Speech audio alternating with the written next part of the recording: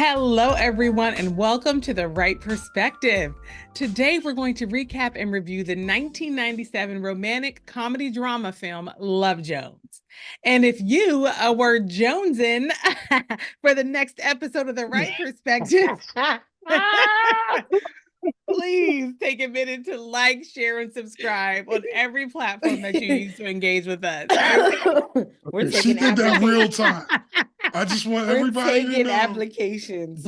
She did that real time, okay? And she did not give us the opportunity to advise her against that. So I want to put that out there. We love it. Yeah, I like to, whenever I'm going to do something that's really top notch, I like to save it. Just going to do it. Right. So it can have the complete wow factor. Yes.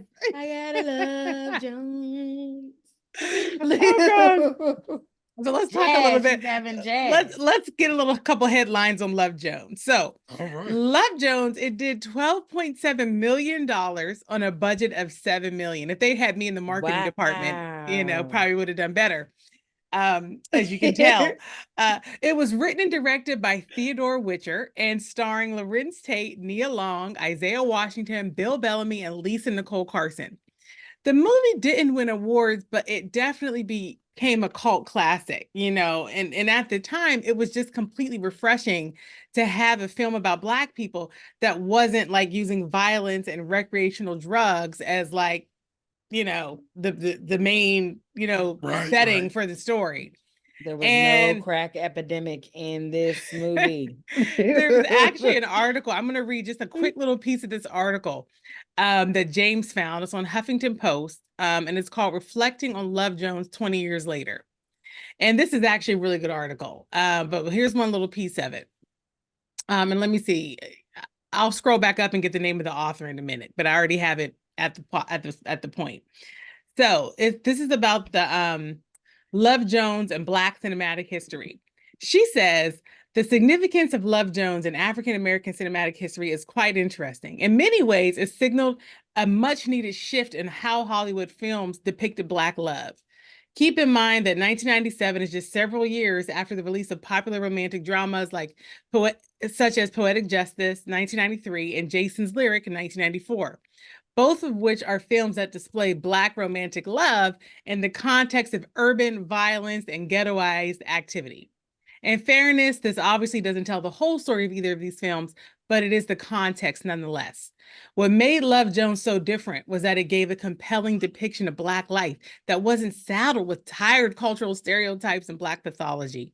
Much to the contrary, Love Jones was a fresh story of urban Black life in a context of cultural sophistication and civility.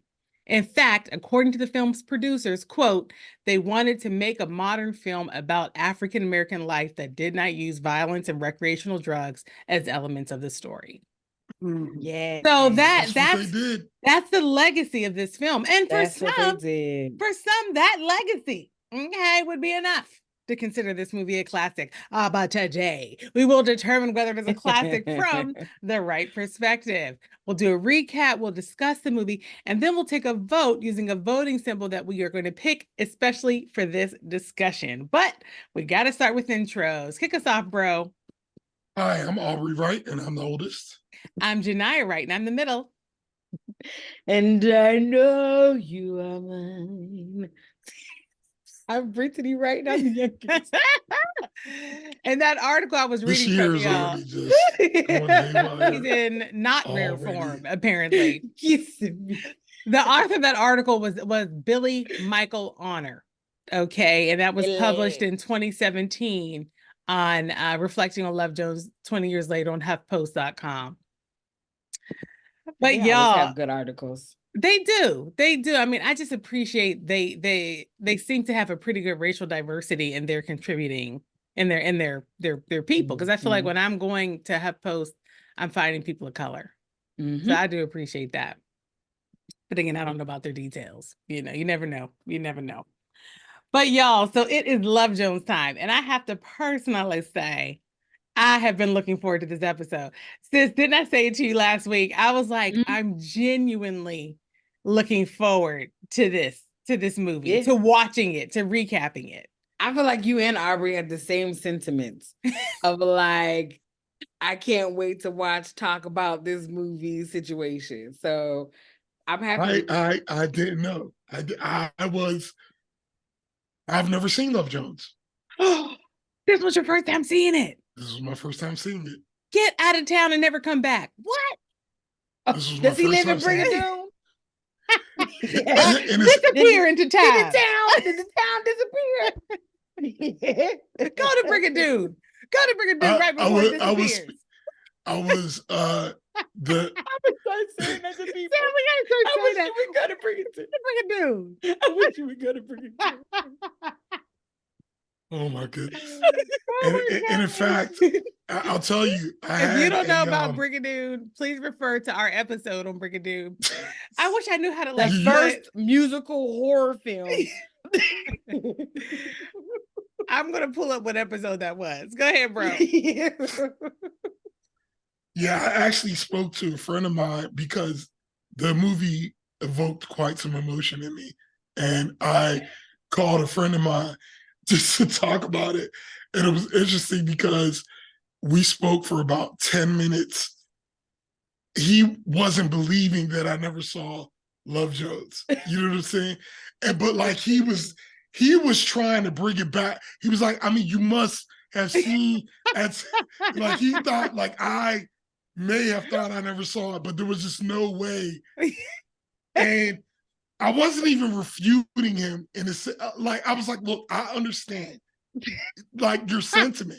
I really do. Like I'm not, but I haven't though. I'm saying this is my first time that I saw it. So yes, this is my first time seeing and it Love Jones. is unbelievable to me, bro. And it's unbelievable for a couple of reasons. It's unbelievable because you're Black and American and you're alive. So that's the first bucket of reasons. Hold on. But then Hold on. Now, if we want to talk about Black cards being in precarious situations, okay, I wasn't going to go there, but you know what? I'm not. Sweetest thing Yes. I've ever known. I'm I'm gonna just keep Okay, singing this soundtrack fine. every time. Fair enough. Fair enough. See, and I was just about to give Aubrey a compliment. You see, now I want that compliment to go to Brigadoon. Okay, which was season 2, episode 18 of the Wright Perspective. That was when we talked about the movie The Brigadoon. first horror musical. You will understand what we're talking about the disappearing It's a town. new genre. But what I was gonna say was that very bohemian vibe that Love Jones has, Aubrey's circle of friends kind of embodied a little bit of that. It was It actually Aubrey's iterations of Aubrey's friends. So even going back to high school, going into adult life, Aubrey's friends have had that vibe of like the Love Jones friend circle. So, bro, it just feels like you would have seen that. Took some lady on a hot date to go see it when it came out. Well, that's what I'm thinking, because that came out in 97, so you were in college. So you That's would have right, he taken was on in to a college. hot date in Baltimore. Well, what I learned and what I was learning back then correctly was that men who take women to movies like Love Jones are not successful with women. So that would not have been something I would have done at the time. Say more about that. What are you talking about? Men Like it's like that scene off of Hitch. Oh yes, I mean that's in just the rain. That could be a whole... So Hitch said you can't go see romantic comedy. Well, no. Look, I'm just telling you that it's been my experience that if you are the guy who wants to take a woman to a movie like Love Jones, she will have a great time, you'll have a great dinner, and then she will go hook up with someone else. Get out of town. I mean, go to Brigadoon. Well, I'm just letting you know that is a lesson that many of us learn along the way. So anyway, when being in the mindset of that's not even the point. The point I'm trying to say is in 97, I was not taking no chick to go see no Love Jones. I can assure you of that. And then later on, I was actually supposed to see it with a friend. And so then I was kind of saving it for a while because me and his friend was supposed to watch it together. So then that happened for a little while. But after that, there was just never a situation that came up for, and I wasn't avoiding it. It just, it just never came up. So Wow, I was that's excited to get a real crazy. organic. What about you, sis? What was your relationship to this content before we watched it for the podcast?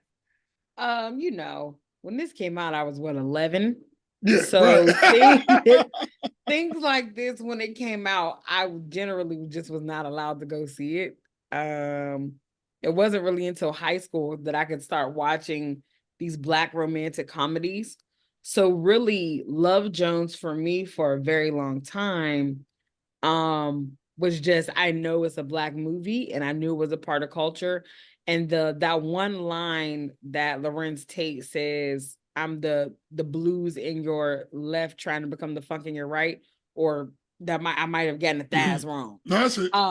So I knew that line, and I always knew the essence of Love Jones, which is, this is what Black love is supposed to be like. This is Black love. And I'm like, oh my God, yes, let me watch Love Jones. So I saw it, but the first time I saw it was like 2 years ago, like really sat and watched it, because it comes on BT, Aspire, all these other channels every now and then. It's not in regular rotation, VH1, all of that. So, but watching it, like the unedited version, was probably not that long ago. Wow. And that's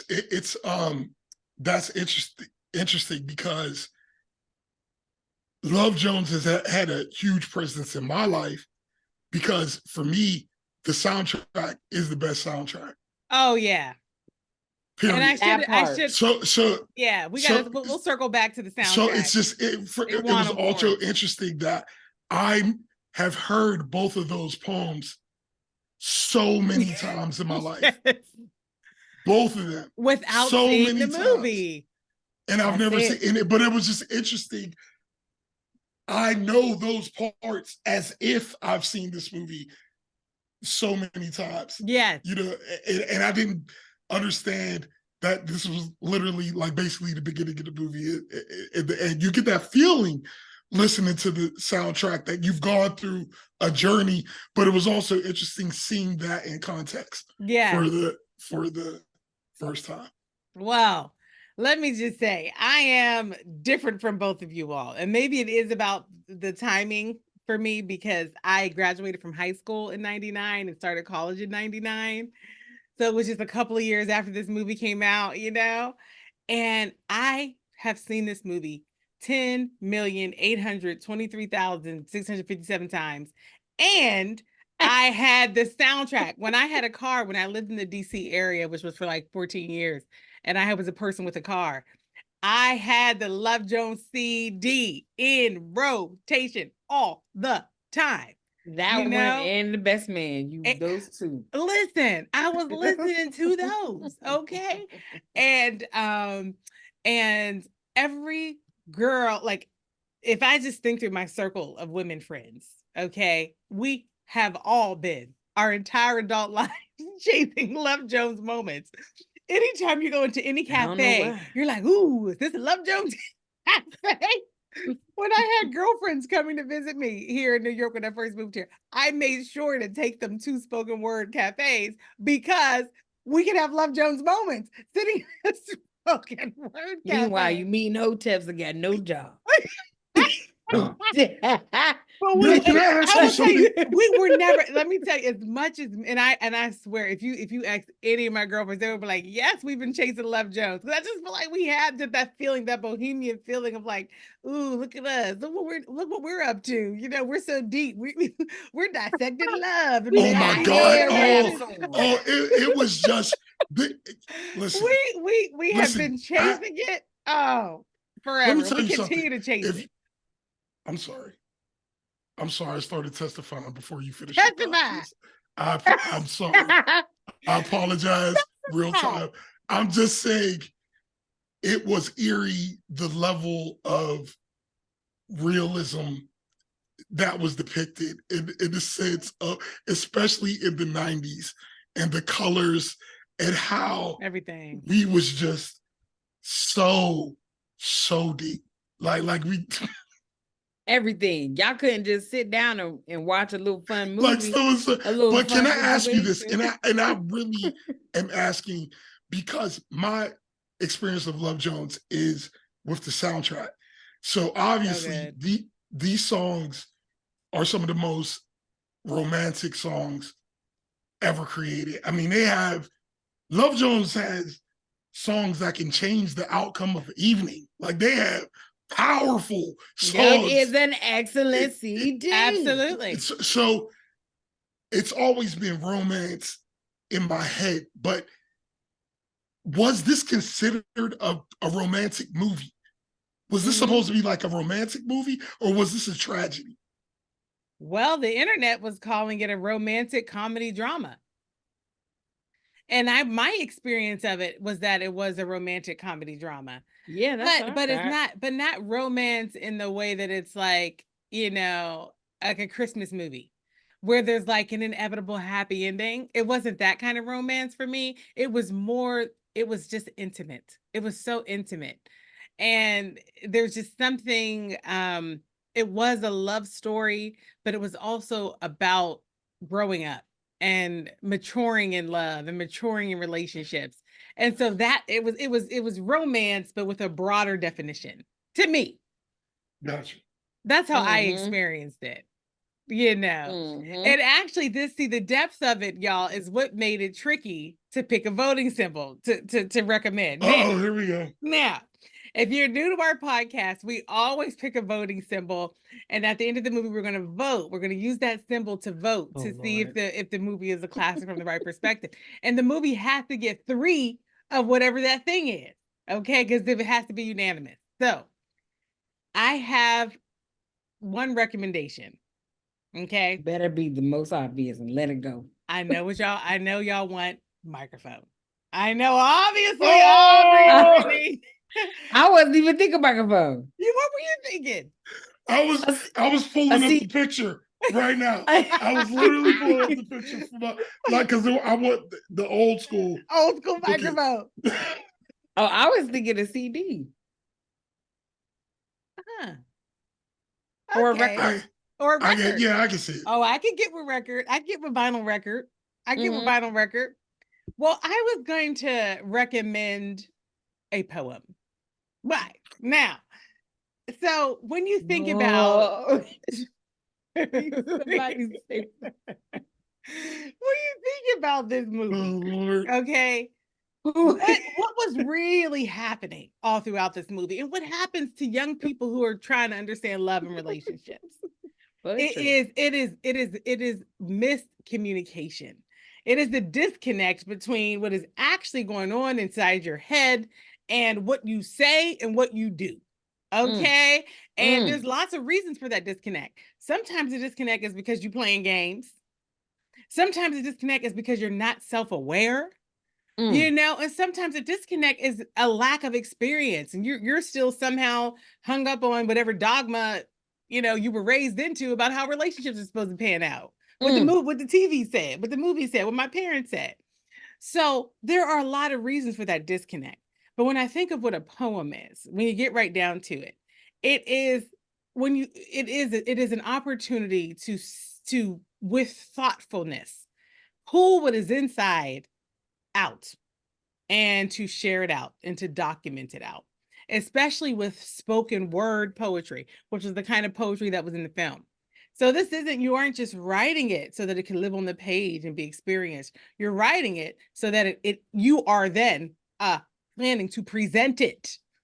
Okay, because it's spoken word. So that's why I'm recommending a poem that we use that as a voting symbol. I could see the microphone because again, it's that same kind of the difference, but the what happens between the message you're sending and the message that people hear, that people receive.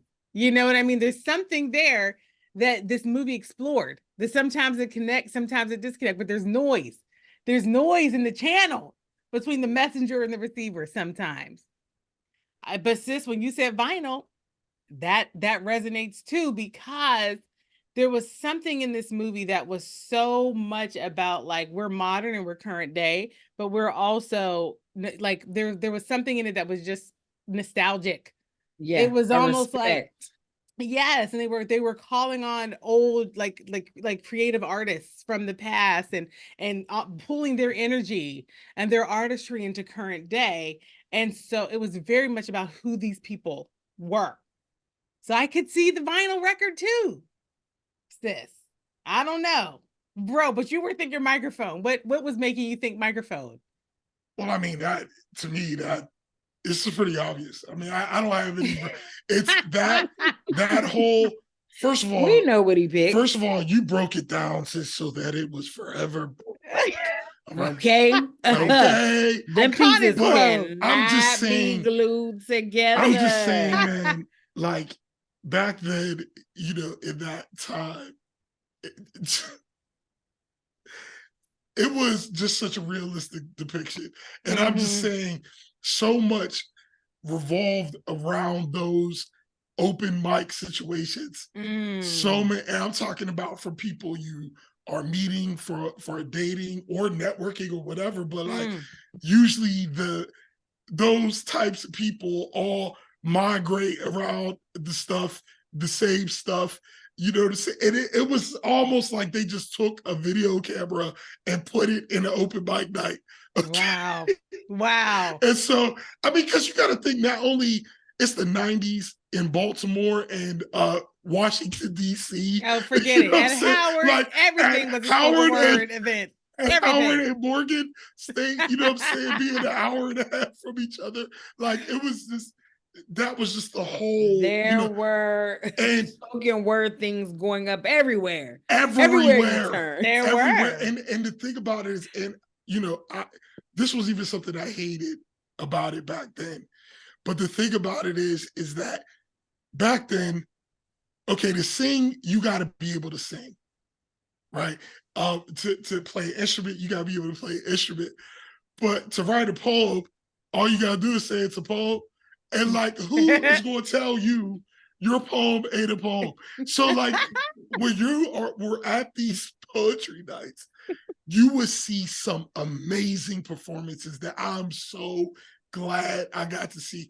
But in between those was just a bunch of people who can't sing, can't play an instrument, they can't do nothing else.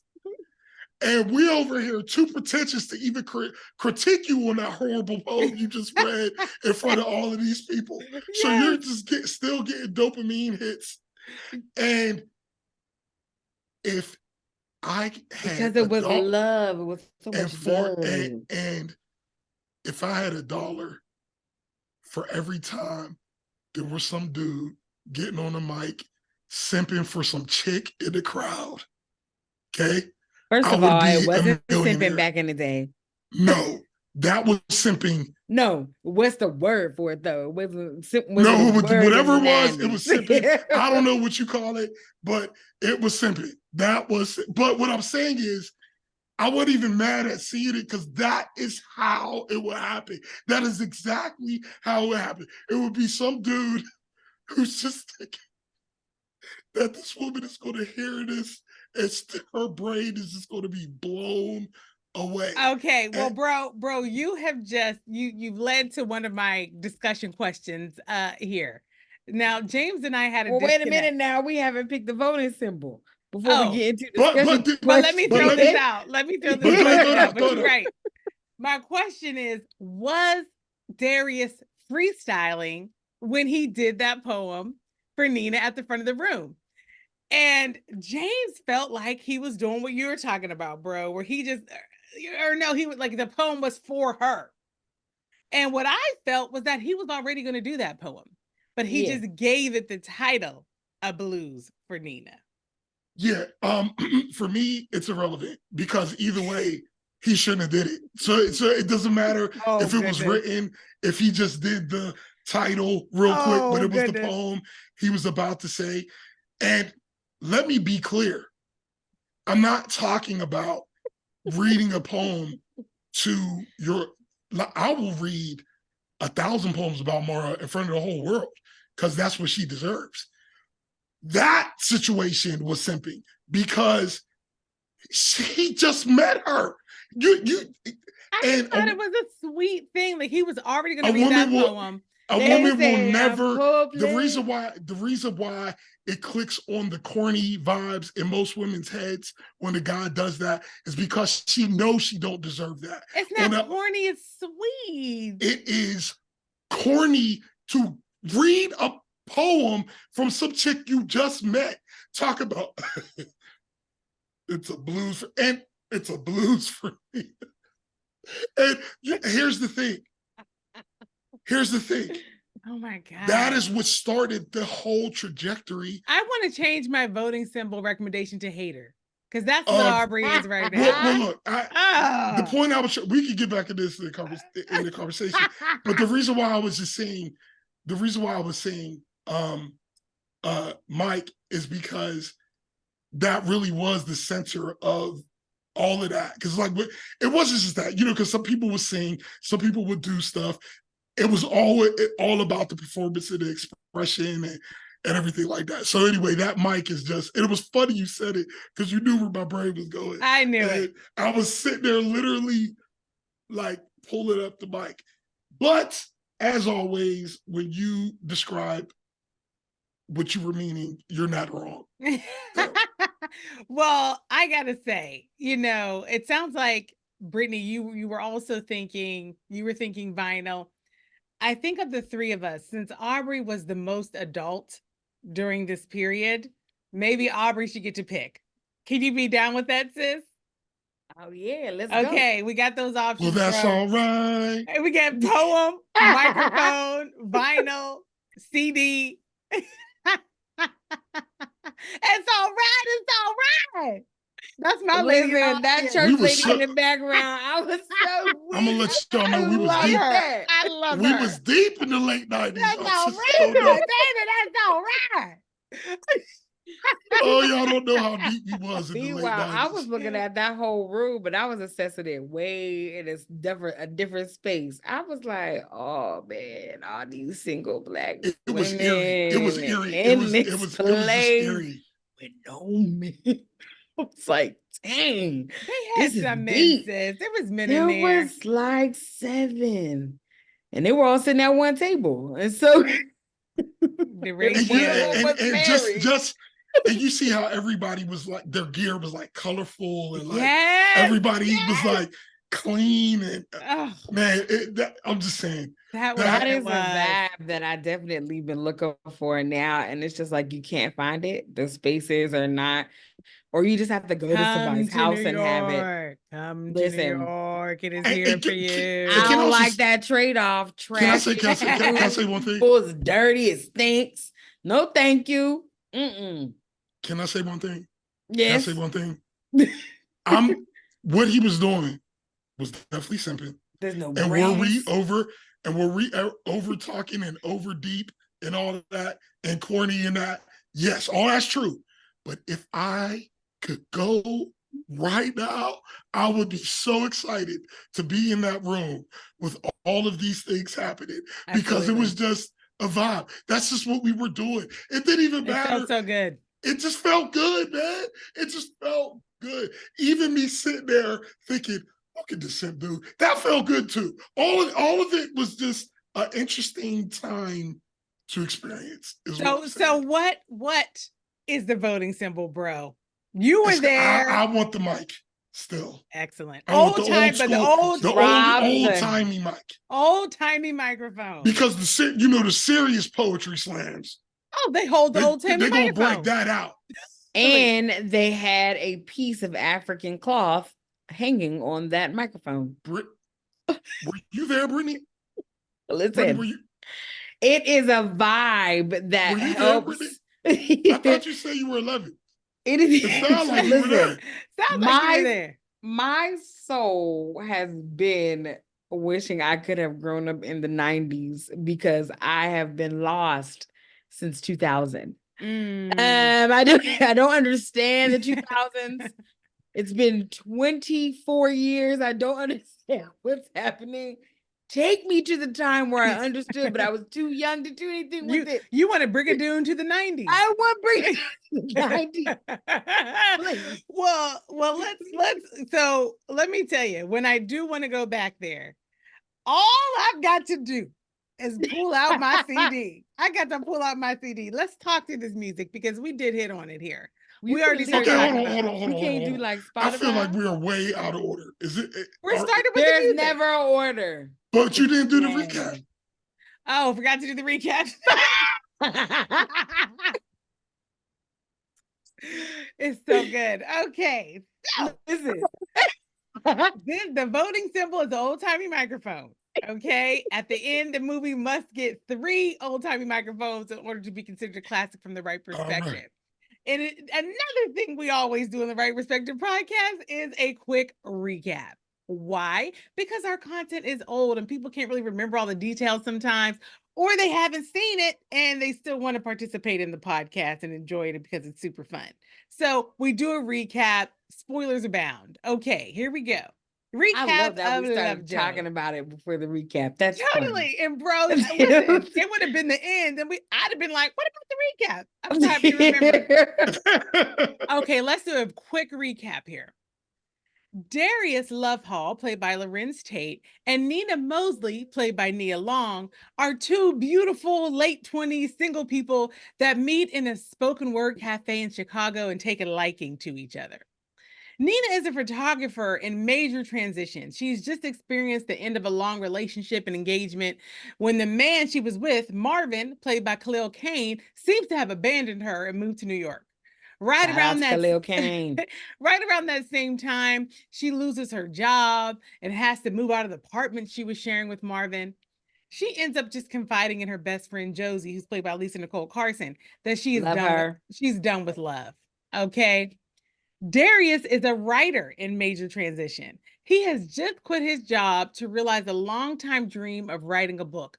He has a tight circle of friends, including Savon, played by Isaiah Washington, Eddie, played by Leonard Roberts, Sheila, played by Bernadette Speaks, and Hollywood, played by Bill Bellamy. They're all in various stages of relationship, married, dating, womanizing. Darius is single and in his entire life has only had one relationship that lasted longer than 6 months. When they meet Nina, she sends Darius mixed signals. She's flirty, but she says the timing is bad, which clearly it is. Darius tracks her down and really pursues her, and eventually they go out and they have a great conversation and amazing physical chemistry. Things are going down, but we'll talk about that later. Things are going. I was trying to shorthand, took her information off a check at the record store. I just said that's not what happened. We'll talk about it later. Okay. Things are going well when out of nowhere, Marvin comes back and invites Nina to New York. She uses that as an opportunity to do a little relationship test on Darius to see how he feels about her instead of just telling him how she feels. Because they didn't have titles, he played it cool and acted like he didn't want her to stay. With so much unsaid between them, she goes to New York. It turns out there's nothing left between her and Marvin, so she comes back to Chicago. When she's about to reach out to Darius, she finds out that he's been dating other people, which makes sense because she was gone, and then she doesn't reach out. She ends up accepting a dinner invitation from Hollywood, Darius's friend and the resident hater of the group. #messy, Nina. They hang out a few times. You're not supposed to put your opinion in there. I snuck in. I snuck in. You're just supposed to. Just supposed to tell the story. They hang out a few times, including going to a party at Sheila's house. And of course, Darius was there. Darius and Nina see each other. Nina's embarrassed. Darius is angry. Hollywood is happy because he has sown discord. Okay, and he's this recap is too good. Like I'm getting mad. Good. Accomplished his goal. He's doing a good job. He accomplished his goal of creating drama, which is clearly his thing. But the drama actually does create the opportunity for Darius and Nina to clear the air a little bit, and then they're at it again. Once again, things seem to be flowing, and this time they seem to be a little less in denial that they're in a relationship. When Darius takes a call from an ex in the middle of the night. Oh boy. Instead of just asking him about it, Nina starts a fight and says she doesn't trust him. Instead of just explaining, Darius gets defensive. They implode again.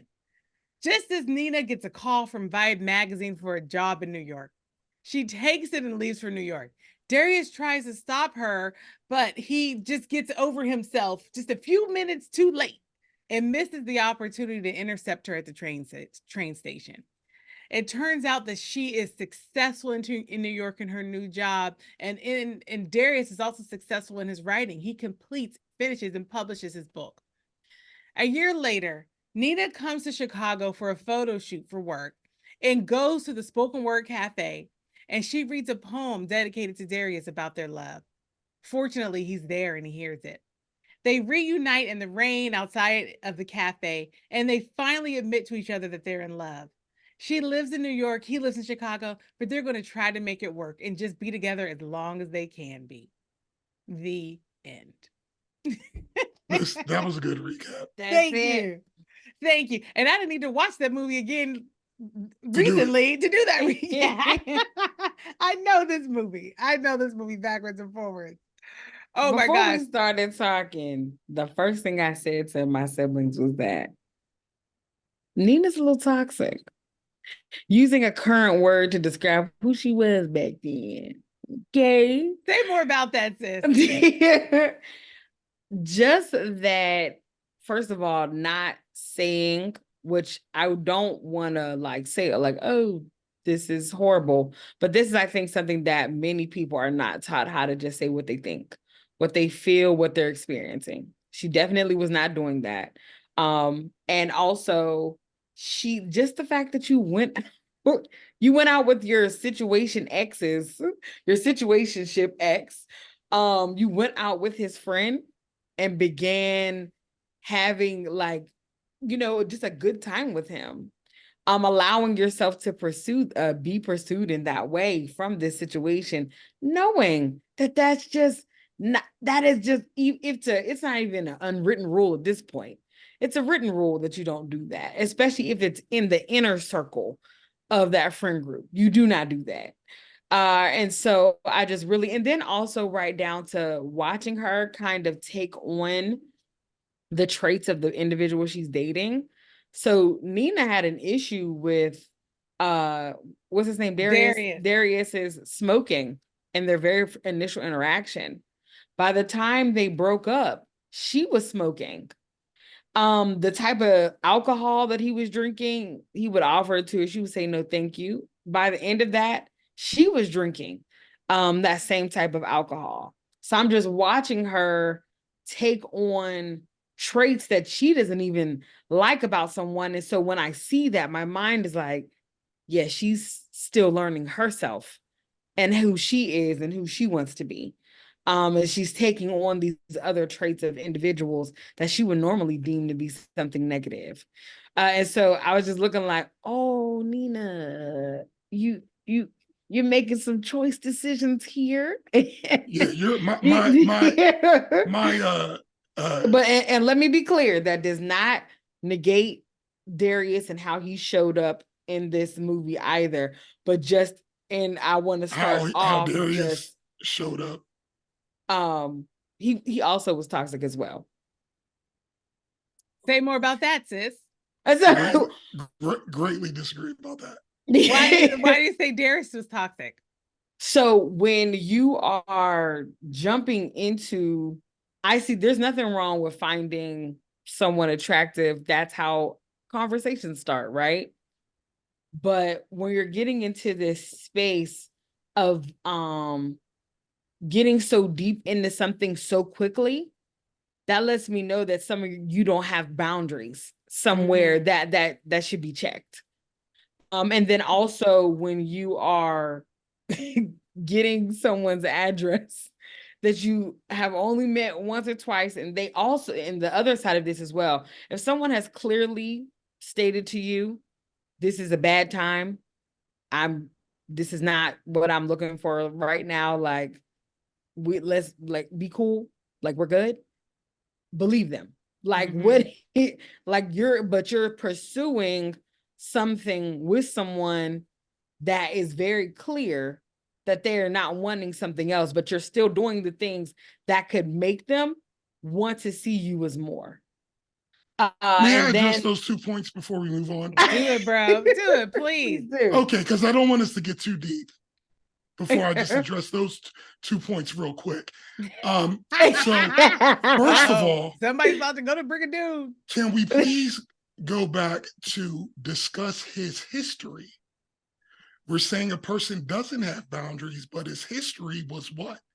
He's never had a relationship that lasted more how than long? 6 months. More than 6 months.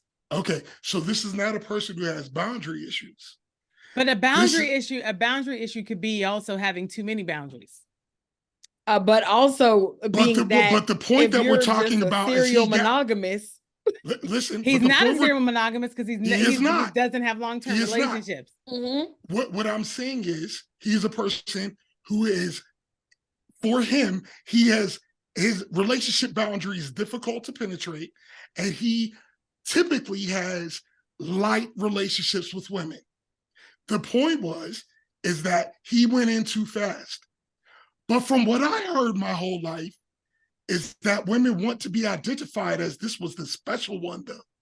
And from what I see a man who has recognized her as special because not only is he reading poems from that he just met, this man is waking up and making omelets. So it seems to me that he was just recognizing, everybody told us when it's love, you're going to see, she's going to be special. And he said, she's so special, I'm going to make her an omelet. So from what I understand, if he was now, if he didn't act like that, then he would have boundary issues in the reverse. So I just want to go ahead and disagree with that first point, that he was just recognizing from what he felt it, and he just was trying to be special in this circumstance, which is what I've heard women want men to do to them my entire life. My entire life I've heard that. When I'm recognized, I want to be recognized as special. That's what he was doing, not going too fast. Second, I got my first checking account at Dollar Bank. Me too. Yes, because that's where Dad took us. I've had checks since then. I've wrote checks in a lot of situations. I got to see CDs emerge. I remember arguing for tapes. I used to say tapes have more bass, but, which is of course ridiculous, but I'm just saying I was part of the transition. I used to buy tapes I used to buy CDs at Sam Goody, FYE, Best Buy, Circuit City. I used to love when the CDs used to mostly come out on Tuesdays. I have never purchased a CD with a check. And at any time I was purchasing something with a check, I certainly didn't say out loud, all of my information is on there. All right. That's so interesting. Oh, well, yeah, that is very interesting, because if she was giving the information to her, if you're trying to be private, that's not something you have to say. What she did was create a circumstance where he knew where her information was. So now he can go pursue her information, and she doesn't have to act like she started it. She could just sit back and say, oh my goodness, how did you find my address? And if you're that freaked out about it, why did you let him in? So even if somebody tries to say everything I said was reaching, she let him in, which throws it, because if that was not what you were trying to do, imagine if a person showed up at your house and that's not what you were trying to do. So I just want to say, but I also think that you need to fast forward to the movie and see when he's sitting on the beach with his friend and he talks about how he messed up all of these special women. He was the one that messed up in those relationships. Well, we didn't but see that's those. Cool though. No, can I tell you this? He's the one that said he messed up. Can I tell you? May I address that point real quick? Absolutely. Okay. Well, now we have a man who's just said that, right? Now in this movie, there is no question. She created chaos in his life from the beginning to the end. Within that chaos, he reacted in chaotic ways. But at the end of it, oh, help us, Jesus. I am ready to discuss. let me finish my point, then But I'll be sis, ready to you're discuss. not surprised at Aubrey's reaction to this. I'm not Okay. surprised I'm because ready to. men are the greatest thing that is since sliced Listen. bread in Aubrey's eyes. No. Y'all can do no wrong. I'm not talking Don't about men. understand. I'm not talking about men. I'm talking about this situation. But you're pretty consistent. We're talking about this situation. I'm He just saying. created chaos in his life and all these things, but he went to her house. I will defend all those continued points. to interact with her, even if she started chaos. He made the adult choice to continue to interact with somebody that was not doing the right thing for him, whatever space he was in life. You can't make him the victim here, bro. It's like, like there's no way you can do that. I mean, he is the victim. That's not, beginning to end, he is the victim. It's really To unfortunate. this point, I don't understand why there are any relationships on the planet. Like every time I be having these conversations, I'd be like, why do we all still date each other again? I'd be confused. Like, why are there dating apps? Because at the very least, I'd be like, at the very least, can we say they did stuff to each other? But that's what I said from the beginning. But that's not what you're saying. That's not what I'm saying. That's not what I'm saying. I'm asking, at the very least, that's not what I'm saying. But could we agree that they did stuff to each other? But that's what I'm saying. That's what I was saying at the beginning. Neither one of them is the most at fault. That was my point. Like, I started pointing out Nina's toxicity, but Darius also had issues as well. Okay. Neither one of them are coming out of this situation as angels. Like, let me weigh in here. You two have weighed in. One question. One question. At the end, so what I'm saying is we can agree in that, if that is what we're saying, that they both had stuff going on. They both did stuff to each other. I mean, if we're saying they've both been toxic, I don't understand why that's a difficult point to concede. If that's what you're saying, just make your point, bro. I'll just make my point. I'll just make my point. That's what I was initially saying. Okay. Like, I wasn't saying that one was worse than the other. I was saying they both had some issues. Fair enough. I'll make my point. Yeah, just make your point. At the end, who took accountability? When they're standing in the rain, who took accountability? So what were the last words? Because literally, I don't remember. I would say, well, the truth of it is, bro, I think that at the end, they both took accountability. No, she did not apologize. Okay. He said, I'm sorry for my part in it. And then what she said was, you just want what you want when you want it. She never said, but in the entire movie, I apologize. Never. She never said but that. I mean, do people have to say that word to apologize? Yes, absolutely. I personally felt her apology was in her poem. Because part of what the two of them were doing the whole time was not admitting how much they actually meant to each other. And so in her poem, the last line of it was, I'm remembering love. And I felt that was her way of saying, I am sorry. I wasn't allowing myself to say that this was what it was. And then when they were outside, that was his apology. So I don't know. But I'll say this. I don't necessarily agree with either of you, to be honest. I mean, I don't think either of them was toxic. When I think of a toxic person, and again, I'm not a psychologist. I can't act like I can diagnose a toxic personality. Okay. But when I think of a toxic person, I think of that person who is just negative. Okay. Every single thing they're doing is bringing everybody down. They're bringing you down. They understand what your goals are and they're trying to undermine you.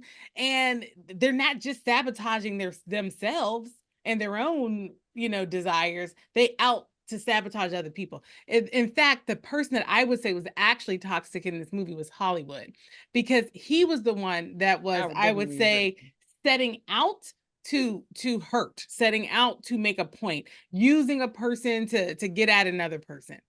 So I wouldn't say either of them was toxic. I actually also don't agree with you, bro, because I would not say that that Darius was a victim in this situation. I think, honestly, y'all, I think that this was just immature people in relationships. I You know mean, what? I would agree with that. because I would agree with that. because listen, here's what was happening. I mean, first of all, we have spent, and again, we have spent as Black women in this particular age group, we have spent so much time like being nurtured to let men lead in a way that makes you do stupid things, like test them to see what they do, because it doesn't seem like the right thing to do, to just kind of say what's on your mind, because your feelings and your thoughts need to follow the thoughts and feelings of the man. And so that leads us to do stupid things like, oh, I'm going to test this relationship so I can get him to say what he's feeling, because I can't just say what I'm feeling or ask him. I can't just ask him. He has to lead. And you then got a homegirl in the car going, yeah, girl, because if he do that, yeah, if he does this, then he does that. It's just this game playing. And then the same thing, I see it on the men's side, where it's like, this woman is telling you, I literally, this is not a good time. I'm sending you mixed signals from the very first second we meet. Hello. And yet he sees all of that as, this is a challenging session. I will pursue you. And so I felt like this was, because again, what are men? What are they being told to do? To chase, to pursue. Women like to be chased, get them. And so I got to tell you, when I watch these characters, I almost like did that thing where you put your head to the side and just said, oh, you silly little geese. Because to me, it was like y'all are just immature. You're just silly. I feel like we all did these things in our 20s. And this is why I say, and I have said it and I will say it forever. Or again, I try not to box future Janiyah in too much. I want her to have space to come to new conclusions.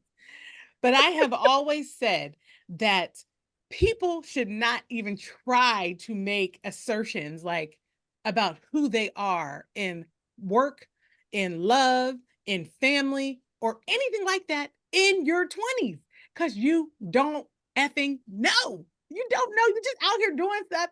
And then I think by the time you get to your 30s, you're figuring it out a little bit more. And one of the things I liked about this movie is that they let us see somebody who was probably on the cusp of figuring things out, which was the character played by Isaiah Washington. It seemed like they made him seem like an older person in the group. He was also someone that had chosen a marriage when the rest of them were still single and dating. And it seemed like he was the one that was getting to some clarity about his values, whereas the rest of them were all still testing and figuring out. So that's where I land on all of this, y'all. I don't see it as the extreme of toxic, and I don't see it as the extreme of the woman, somehow making the man a victim of her chaos. I will say, you know what I do? Use the word chaos. I don't want to. Chaos. I don't want She created I don't want to chaos. use Like the entire movie. I think that toxic was a strong word. I was just using lingo that people use these days that people are overusing. They don't actually know what it means because they don't know how to look and they don't read dictionaries. But it's really just.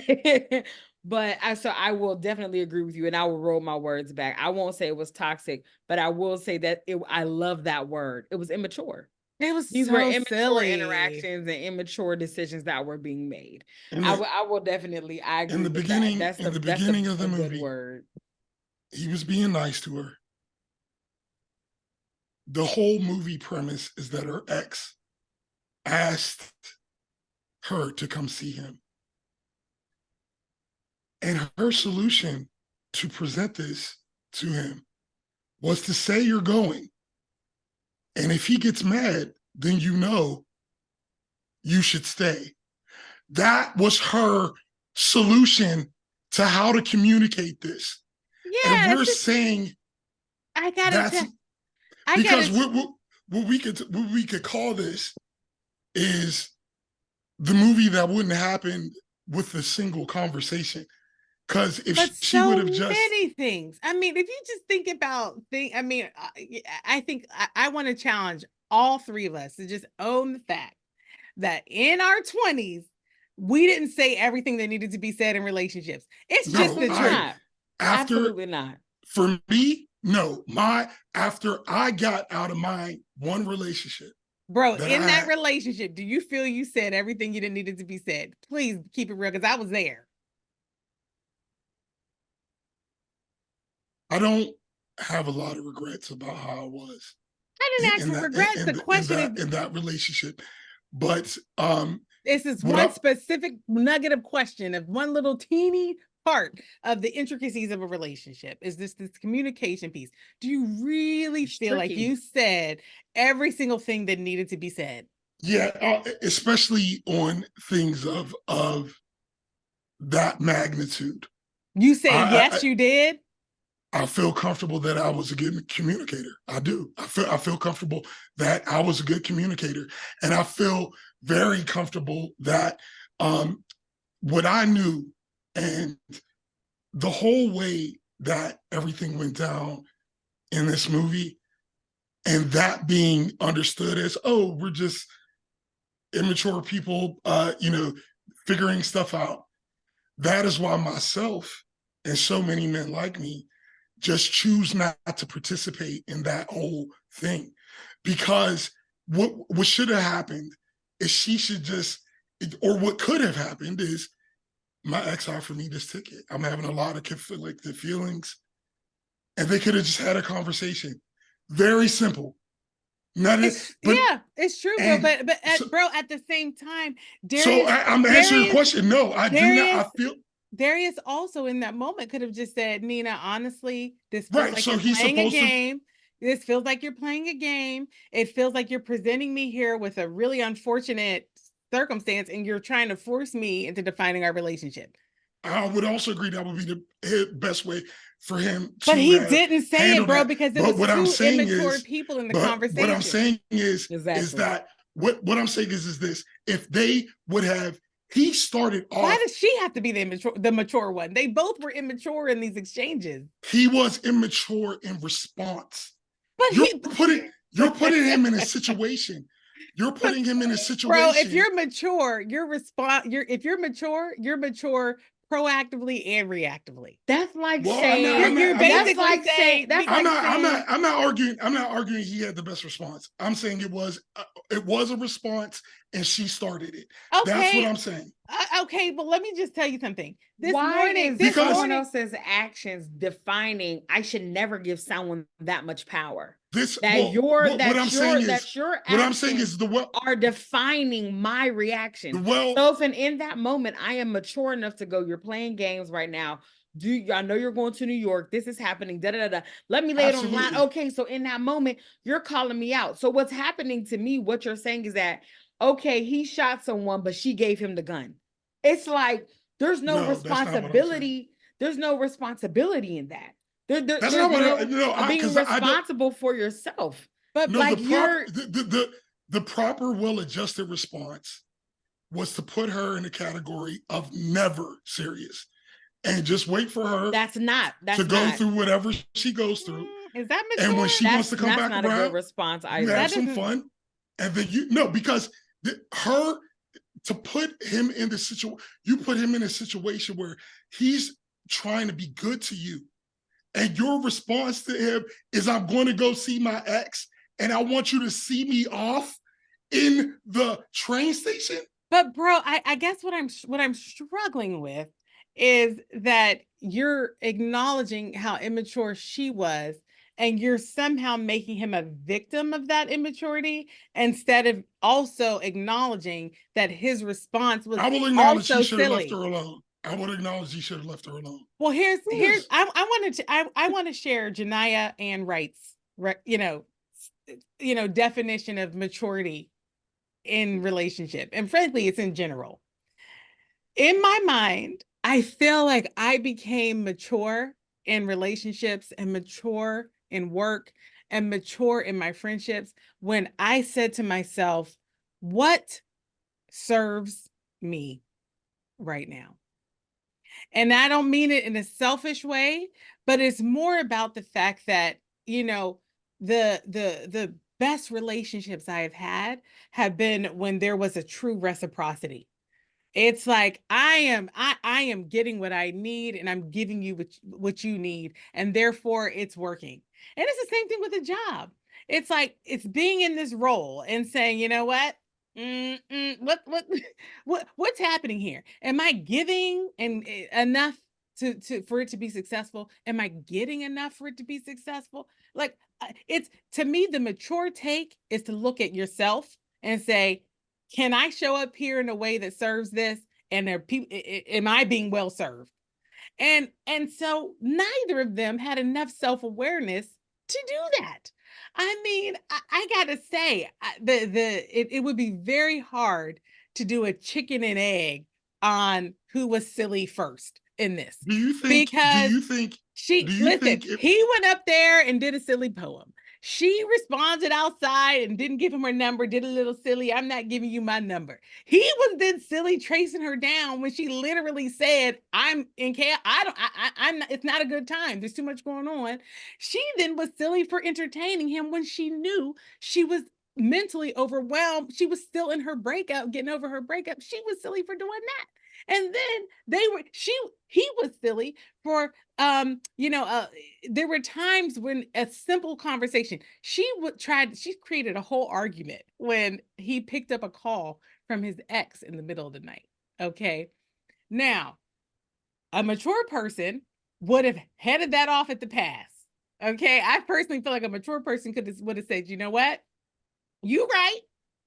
That was a call at 5 middle of the night. It was from an ex. This has to be discussed because it's breach of what we have going on here. But no, that's not what happened. She was silly and made it a whole, now I don't trust you at all. And then he was silly and reacted to it in a way that's like, oh, you don't trust me after all this? Would the ex have even existed if she didn't get on the train?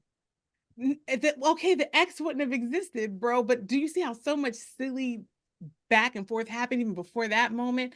They're from the very origins of this relationship, there was just a lack of maturity, and I frankly, I am so happy that the movie let 1 year pass before their last time they got reunited, and that they had some time apart. Maybe somebody turned 30, okay, because they needed some time to really reflect on what worked and what didn't.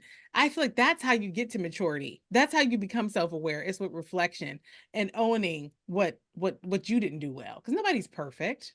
So there's always something. There's always a learning, and I'm happy they had that. Really, when I see movies like this, I just feel so vindicated that I'm just glad I chose not to participate in all of that. I do, and I do hope that you one day talk to a therapist about it. The other part of this is I think that this is talking about the complexities of love, right? And just what it looks like. It's not linear. It's not this situation that I think most people have been taught, where you do get up there, you do the poem, and then you all walk off into the sunset, have 72 children, and you're sitting at the end in the Tyler Perry movie where it's your 72 kids, you have 87 grandkids, and like 87 great-grands. Like, it's not this situation. It has ebbs and flows. And I don't want us to get so caught up in Nina and Darius, although they were the main characters, that we dismiss Savant and his wife. And I think her name was April. And that they were having their own just tumultuous situation where they were first seeming like, listen, you're what we're trying to get to, right? Like, this is where the majority of us are on a track to kind of get there. Marriage, that's what we want. And then you see that they're actually going through something, which I don't feel like they really got into deep as to what was happening. They didn't.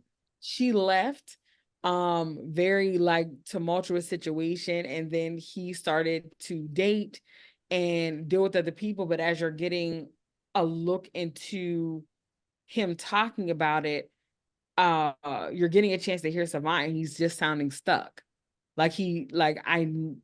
They tell you we're supposed to be in this, but I don't actually, like, you're hearing him not really sound like he wants to be in it. And then even when she comes back, he has this look not of excitement that my family is back, but more so of a, okay, this is the life I'm choosing. This is where I'm deciding to move, how I'm deciding to move forward. Despite not looking very excited about it. And so we don't get a chance to hear the wife's side or know what's going on with her mind and all these different things, but that's fine because we're just in the one particular friend group. And Now, so, sis, can I pause you there for a second? Mhm. Because I want to just tell you my take on Savon and his wife getting back together. So the thing about and actually I have to just give a little trivia right now. Okay. So what happened in the movie was that when Savon and his wife come back together, it's the wife and the son come to the door of the house. The last time we saw them, the wife was storming away from the house with the son kind of dragging him behind, yelling out mean things. You're trifling, blah, blah, blah. And Savon is sitting there like, listen, if you spent money differently, we wouldn't be in this situation. Obviously, there was some money woes or some people making bad, they weren't in alignment on their budget, clearly. So that's all we know. And when we see her come back, he hugs the wife and he kind of puts his hand on the wife's, on the son's head. And then he kind of looks up at the sky and does one of those like visual to God, thank you kind of faces. And that's the whole reunite scene. Now, you took that as a thank you face? Well, here's what I took it as. I took it as a a conclusion face, a peace face. This is like, okay, this is like, I took it as a peace face, like a thank you. Like, really? That's how I looked at it. But again, maybe that was my glass half full way of looking at it. But he had been the whole time really talking about how tricky relationships are. And he was saying, again, something I have been saying, again, since I became my personal feeling about getting some clarity about love and relationship. I just kind of feel like love is something you're choosing. It's not something that just attacks you in the middle of the night. You know what I mean? Oh my God, I'm in love now. I personally feel like love is something you decide, I'm going to love this person and I'm going to do the work that it takes to love them. And together we're going to get to a definition of love for us and whatever works for us. And then we're going to do that. And if somebody breaches the agreement, we have to have that conversation, And so I felt like that's what he was talking about throughout the course of the movie, is just that recognition that whatever marriage is defined as, it is not the easy peasy thing that people want it to be. It is work and it is a series of decisions and commitments. And what I saw on his face in that moment, sis, was, yeah, I'm committed to this.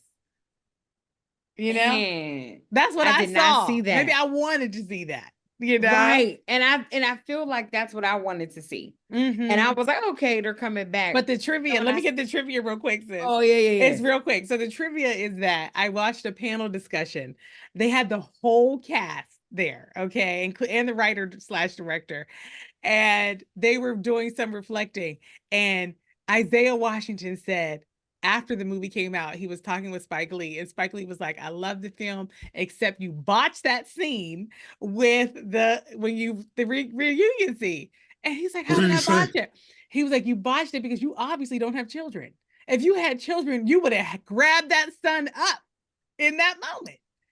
And then after Isaiah Washington said that, after Spike Lee told him that, and Isaiah shared it, it turns out that the writer-director had gotten to that same conclusion over time. That, man, that's the one scene I botched. Why didn't? And then they all just concluded as a panel that it was their lack of experience. They didn't have no kids. And so they couldn't write or act it truthfully because they just didn't know. There was no one there to catch it. Because so that makes sense. So you saying that now will help me to look at that scene differently. Because when I saw it, I was just like, oh, he just looks like he's just back in this because this is where I am and I'm making this decision, which is fine. Like, you're making that totally decision and you're about to walk into it authentically. Like, I'm here for that. And I agree with you, sis. Like, I am in a a different space where I, for a very long time, way past the time that you probably should, was believing in the way love is supposed to look by how we were raised and by church standards and all these different things. And so when you have and you're seeing that mindset, I start thinking to myself, well, he's just staying with the marriage because that's just what you're supposed to do. You're supposed to stay with the marriage, but he doesn't really want it. And so that's what I was looking at in this, like, oh, he don't really want to be married to her, but he's just being responsible for what he knows.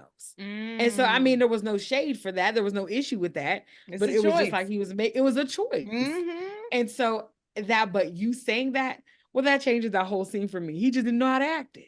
And there was no direction. That's right. So that makes nobody sense knew. now. That makes sense, because I was just like, does he want them back? I don't think he does. And I would recommend people who want to just hear from the whole cast and not make a big time commitment. If you go to the Oscars YouTube page, they have a couple of clips of this panel discussion. Just put in Love Jones in the Oscars YouTube page, and they have everybody on the stage at one time. Is that the clip I sent you? I didn't look at the clip you sent me, sis. Okay. I'm not sure, but it might be, because you were saying your clip was 7 minutes. Yeah. Each of these clips that they had, they were between like 7 and 12 minutes that they had of this panel discussion. But it was just so lovely to hear from all of them reflecting on the legacy, but also what it was to act in the moment. They all told the story of how they got cast, like, how they made their way to the film. All still here to speak about it. A lot of these movies, some of these individuals are not still here. And so I'm grateful that we're even getting an opportunity to see that in that moment, so. And let me make a general comment and also maybe kind of segue us into another part of our discussion. Because I feel like what we've been talking about right now is the story. We've been talking about the story and and one of the things, bro, you said right up at the top was that so much of this felt true. Like it felt real in terms of the way it felt. Absolutely. I think the fact that we're having this debate speaks to how real it all was, because we have these debates about people we know and our own relationships, don't we? Like this all the time. This is very real conversation. It's half of YouTube right now. I mean, it definitely, it was, I have a friend, Leon, and he loves movies. And one thing they used to say is that you should go to the movies to feel all emotions, scared, happy, all that kind of stuff. And I always think about that watching movies like this, because it definitely, the story, watching the story, it just, I've just, from the male experience, what it's like going through this circumstance and just trying to wrangle in this woman you like, you know what I mean? You just want to, and just, at the end of all of that, I'm just saying, just watching how everything happened, it just all rang very, very true. So true. And from the woman perspective too, because I remember being immature and thinking that you had to play games because you didn't feel like you could say that you could take a leadership role in the progression of the relationship.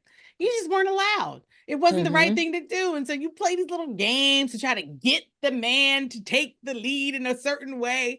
And you just have to grow out of it. But you don't. In your 20s, you have to get to that conclusion, So from a woman perspective too, bro, it rang very true. I remember just thinking that playing games was the way to get to the end, instead of just being an adult, having some autonomy in your relationship and saying, here, let me assert something, instead of trying to get you to be the leader and assert things, Well, I mean, I obviously, I don't think it's a question of jockeying back and forth for leadership. I'm just telling you that you're saying how it rang true for you from the male perspective. I'm just saying from the woman perspective, it also rang true for the reason I share. I'm not refuting your reason. I'm sharing my reason, bro. And I actually think that the other reason and this is my attempt to segue, that why we have this robust discussion is because of the great acting in the It was perfectly acted. segue to casting and acting. How did y'all feel about, I mean, listen, that chemistry between Larenz Tate and Nia Long, hey, y'all got that figured out. I mean, how did y'all feel about the acting and the casting? I felt like they just put cameras in rooms in the late That's how it 1990s. felt. Like I really felt that I way. totally agree. Even down to the music that they were playing in the spaces that they were in. Like there was one point where they were at this place and they were playing Jamiroquai, right? And Jamiroquai was the type of artist that people like that would play because like, yeah, we up on this Jamiroquai. And so even, I mean, not to get away from the acting, I'm just saying, but even the scenes that the actors were couched in, it just all felt very authentic, very authentic. Totally agree. Sis, what are your feelings on like the casting and the acting? And is there anybody in particular you call out? I think that everyone did an amazing job. I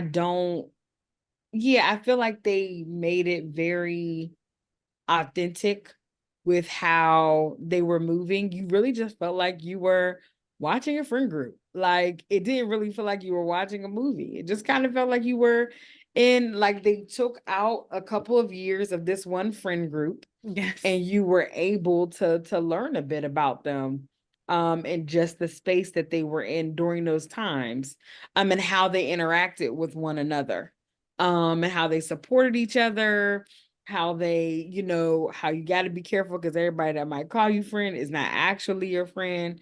And so I think that each one of them did a great job portraying those characters. And poor little Bill Bellamy. Bill Bellamy, you seem to get casted pretty often as the shady friend. I don't know why they do that to you. I'm sorry, Bill. In that panel discussion, he said for like 7 years afterwards, women were coming up to him like, and he does this whole thing about women just giving him the egg kind of for like years after this movie. He was the worst, man. He was like but in this movie, like he's like that in a couple of other ones where it's just like, why are you this type of friend? What is wrong with you? He plays that character well. He does so well. But I will tell you something else Bill Bellamy does great as an actor is that when those types of friends in those movies where he is that type of friend and they have that character arc where they learn their lesson, he does a great job at showing the other side of somebody coming out of being in that mindset that's not beneficial, that's not a real friend, that's self-serving in that way. Because you should be selfish. Like we give selfish a negative connotation, like you should totally be taking care of self, right? But when you are just so self-centered and self-consuming that you're not concerned how anybody else feels, that's the problem. And so he's had those characters where he's had a little bit of a turnaround and he's learned his lessons though. But I think that they casted it very well. Everyone was like beautiful, handsome, attractive, but also they weren't looking like supermodels either though. Right, that's the other part. They were just regular, look like a normal group of friends. People. It's just a normal group of friends. And so, one character I do want to say that I appreciated was Sheila, who was like the only woman friend group holding it down, trying to help them have some other perspectives, living fully in herself and her, who she is. She had no issue with that. And I just loved her because she was fully woman and how she was handling herself, but she didn't have any issue like kicking it with the guys, giving it to them straight, and just being this friend that sometimes also was a voice of wisdom and a voice of reason as to what you're doing or doing what I just think that Black women do so well, which is just give you a look. I don't have to say much, but in my look is a novel. And that's sometimes she had that novel in her look. I thought she did a great job of bringing in the complexity of like being a friend that doesn't approve of your friend's choices. And Yep. I look back on my life and I haven't always handled that well. There have been times where I didn't approve of a friend's choices and I enabled it too much by saying, girl, you got to live your life. And then there were other times where I probably was judgmental. There's other times where I have friends that I was in such disagreement with their choices that I just couldn't even be a friend to them anymore, I felt like. And I walked away from some friendships because of that. And so it's hard. It's hard. And I thought she did a good job of just being like, I love you, but what the F are you doing? Like, and so I that was a complexity that to me also rang very true. Of like, Yeah. what do you do when your friend is like doing something that doesn't align with what they want? Yeah. You love them in it. Because that's part of love. Like, yes. Love is not just when you're right. Mhm. Love is also when you're doing something that is wrong. Absolutely. It doesn't mean you don't call the person out, but it also means that my love for you doesn't change because of that. So now, what about the Lisa Nicole Carson's character Josie? I gotta tell y'all, Which one was Josie? She was the friend who was Nina's friend, and who was in the cab like, damn. When Nina was talking about how she good, was like, what did it say? Their love life was. Yeah. He said, what did it say? It said, she was the one who encouraged Nina to get with Wood, right? When Nina said she was going to do it, she didn't really, she was just kind of like, at first she was kind of like, why are you going to do that? But then she was like, hey, live your life, girl. Because sometimes I thought when they were walking out of that club, she was spending a good time convincing her. She was. Yeah, that's right, bro. She was like, let me hook you up with them. Let me hook you up with them, Yeah. So, a man in Darius's all of this rang very true. Whack. So whack. It is. And but it is one of those things where I appreciate this movie for showing the nuance of men and women and how we just have to grow. We just gotta grow. We just have to grow. You just gotta grow. And if you stay stagnant in something that happened 1,000 years ago, that's not growth. And if you stay in a situation where you're any relationship that you're in, that's work, personal, romantic, if you're staying the same, I feel horrible for you. Because in this moment, if Darius was at this point, in his 40s now, at this point from this movie, or maybe 50s, because they were in their 20s, I guess, in this movie. If you're in your 40s or 50s at this point and Darius is still reacting the same way to relationship, I feel bad for him. And Nina, if she was doing the same things in her 40s, 50s right now, I'd be like, Nina. No, he would just know. He would just know this is not a person that, the person he would end up with would be like so excited about getting an omelet. And she would have started reciprocating that energy as opposed to, or also that would have been a feedback loop that happened. So, or he would have never made the omelet. Yeah, he would have never made the omelet at all, and actually, he would have never gone to her house. He seemed like when that's what he did when it's special. So, yeah, it seemed like he probably it seemed like he would have listened to her initial words that said, I'm in a space right now where things are a little like up in the air. Like I'm not settled in life right now. And also, I would. He wasn't even living in her own place. She said, "I'm house sitting." I was just like, "Oh, she doesn't have her own place. She doesn't have a job. Why are we getting with her again? What's happening?" I'm really confused. I would hope that Larenz would mature, and again, maybe not. But maybe he would evolve to a place where he knows he's not a superhero because he made an omelet. That's not special. It's not a big deal. He didn't say he was a superhero. But it's not a big deal. Right. You're just being nice. So it's not something where you you don't need nice. You don't need he could have been more nice. And then they could have been nice to each other. Listen, exactly. I don't think you have to be overly grateful for an omelet. I mean, I feel like it's like I didn't say nothing about being overly grateful. I didn't say Also, that. minutes. like you're I- going into somebody else's house, which that's another side of it. She said that she was just staying in their house sitting, so he's literally in somebody else's house cooking groceries. But also, that's fine because it was nice too. So, but Well, we you not know, in thinking the about 90s. that. Yeah, right. It's the 90s. The things were more free then. But this is where I think that this is where I think that a lot of conversations and a lot of relationships and things like that, they fail and they stay stagnant because we don't try to see each other's perspective.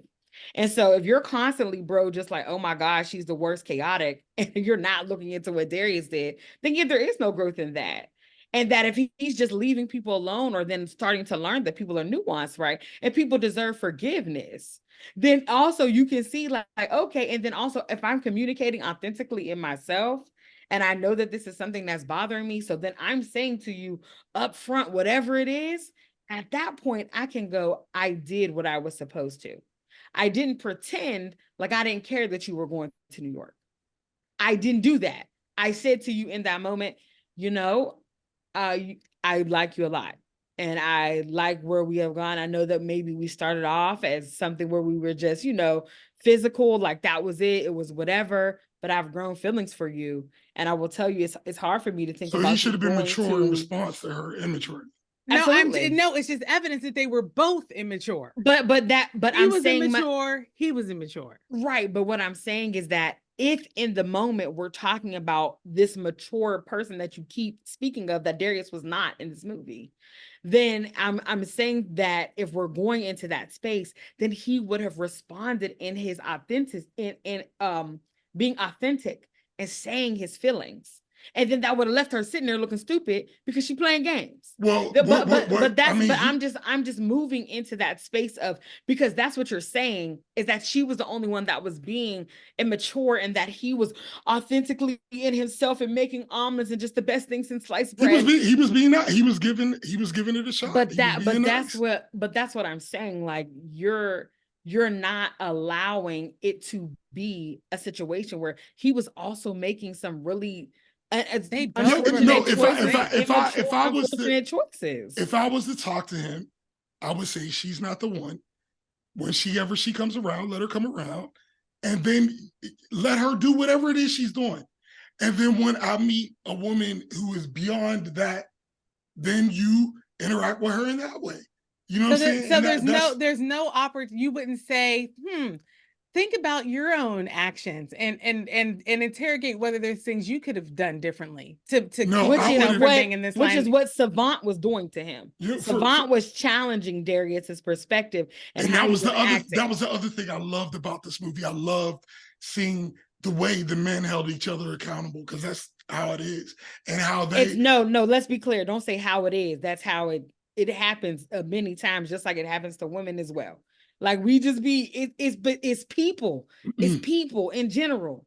Like I hate this whole narrative of like one gender or whatever is doing it better than the other. There are groups of individuals who are doing it and some are not. I'm just talking about the movie and how that was reminiscent of what I've experienced. Okay. Well, I will tell you, when I was in my 20s, I had conversations that were silly. Up here. And then I still have sometimes conversations that are silly. 38 and older. But fortunately, again, because my whole friend group, I most of my friends, I'm probably one of the younger ones, frankly. I mean, my friends are we've experienced some life. And when we find ourselves in those moments of like, oh, girl, I forgot about a lesson I learned when I was 35. Let me take it back. Everything I just said, let me take it back and remember that lesson and course correct. There's a chasing of like self-awareness and a chasing of like, let me learn lessons. And I find that we're doing more of that than we are digging in to kind of like find how we were right, or which is what we used to do. We used to try to dig in and find how we were right, and so I'm gonna continue to struggle with your take on this, bro. Because to me, it just felt like, but you know, they were just so silly. All I'm saying is they were equally silly in this, and it's hard to put the weight on one person to say one is more silly than the other. I just can't see it. There was just dumbness and muck in this. This is the part where so naive. This is the only part where it is falling apart for me. What you're saying, bro, is because you're making it as if Darius was not like he had this mature mindset that we're creating for him that he did not display in this movie. Was he moving in a positive direction in the beginning? He was moving in a positive direction in general throughout the whole movie. He wrote that book by the end. Did she reciprocate that? She also moved in a positive direction professionally. She went from being unemployed to having a good job. Bro, when you're saying moving in a positive direction, are you talking about their professional lives? Just the relationship. So in the relationship in the beginning, their very first interactions were very immature. He went out, you said he went up and did a poem to her, didn't know her from a can of paint. She didn't give him give her his number, but she was all flirty. He went chasing after her. Bro, at the beginning, his immaturity was giving too much. Her immaturity was getting on a train to go hook up with her ex. Well, let's talk about something about this CD, honey. This is a really interesting set of changes. Here we go, loop de loo. Here we go, loop de la. Yeah, we can agree to disagree. We can agree to disagree because that's life. That's life. We agree to disagree. It's life. So one thing we can't agree on is that the music of this movie was amazing. Okay, well, there is no disagreement about that. Let me read out this soundtrack. Okay, of course, it's the poem that we talked about, "Brother to the Night," and now the actual writer of that, Reginald Gibson. Okay, Reginald. Listen, you're the bomb. Totally. Larenz Tate got to capitalize off of Reginald Gibson's sexy poem for the rest of his life. Larenz Tate will get to capitalize off of that poem. Hopeless. Somewhere like it was me. I wrote that. I'm Brother to the Night. Hopeless by Dion Ferris. The Sweetest Thing, Refugee Camp All-Stars featuring Lauryn Hill. I Gotta Love Jones for You, performed by Refugee Camp All-Stars. Something, Maxwell. Never Enough, Groove Theory. Inside My Love, Tina Broussard. In the Rain, Escape. You Move Me, Cassandra Wilson. Rush Over, Marcus Miller, Michelle and Degacello. I Like It, the Brand New Heavies. Girl, Cassie Bonner. Can't Get Enough, Kenny Lattimore. Jelly, the Lincoln Center Jazz Orchestra. In a Sentimental Mood. Jelly. In a Sentimental Mood. Duke Ellington and John Coltrane. And then again, Nina's poem. And it says it's by Pinky Gordon Lane. And her poem is I Am Looking at Music. You Move Me. I forgot how much I loved that song. When it started playing, I was like, oh, that's my song. I'm on my phone like I forgot about this. I'm like, it's now in the rotation because this soundtrack, you can literally just put it on and just drive. Like every song on this list. Can I tell you, I had to grow into You Move Me. I'm not gonna lie to y'all. That was the one song that I used to skip over because it would start out like, "Don't think you're man." What? The ones that were. I had to grow up. I had to grow up and be like, "This song is so good." But I swear to you, for a long time, I would skip that one. I would skip it. Well, you obviously didn't like your life. Of that. I'm ashamed of that now. You obviously hate your ears. Listen, I have grown. I now understand that song. That's a good song. That's very good. Yeah, the songs. The funny thing is that one was always to me like one of the best songs I've ever heard, and especially Rush Over, something. Those songs have been in my rotation for a solid however long, since the soundtrack came out. The ones that were Love Jones, that one is not one of my favorites, but it was interesting when I was listening because I was like, after I watched the movie, I was like, now I gotta listen to the soundtrack. So we put in the soundtrack and we're just listening to it. And it was funny because even the songs I didn't like as much, it was like I still knew them. You know what I mean? So it's just like, no matter what, even the songs that weren't my favorite, the soundtrack itself was just something I've listened to over and over again. And it came in that time before, CD changers, like Britt was talking about, where you just had to throw it in sometimes. That if you had a CD that could play from the beginning to the end, that was a special. And y'all, there's songs that are on the CD that are not in the film. Did y'all notice and that? There's songs that are in the movie that I don't know why they didn't put on the soundtrack. Like that reggae song when they were in there was a couple. That reggae song in the beginning, I was like, yo, what is that? Man, I wonder if they went into like, if that was an actual scene, or did they just like show up to a reggae club one night and was like, hey, can we film in here right quick? like these weren't extras. Like this was an actual night. So that's why the vibe was feeling so real. But it was like, could y'all part just a little bit because we got to get a couple of them. But it's like, it was a real actual reggae night. I wonder if that's what happened. Like that wasn't a... And y'all, there was this song line here right next. It Feels Like Rain by Buddy Guy. Do y'all remember that moment?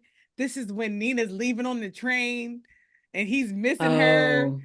Oh man. Which let me tell you something. I was laughing at that because I was just like, him running through this thing. I said, first of all, where are the police? Because that's number one. It's just, I don't think they were expecting people to do that. Like there wasn't a lot of protocols. They probably was in the hall after that. I was like, wait, what? I reject and then when that. I was like, so I didn't know what he was going to do. I reject your reality check. You didn't see any down escalators. You only saw escalators where people were going up. Down. Why did he have to run the down? Why couldn't he run in the down escalators? I was like, there was. Brittany, I had a solution for that. This is my solution for that. I thought maybe it was that the security is where people are going in.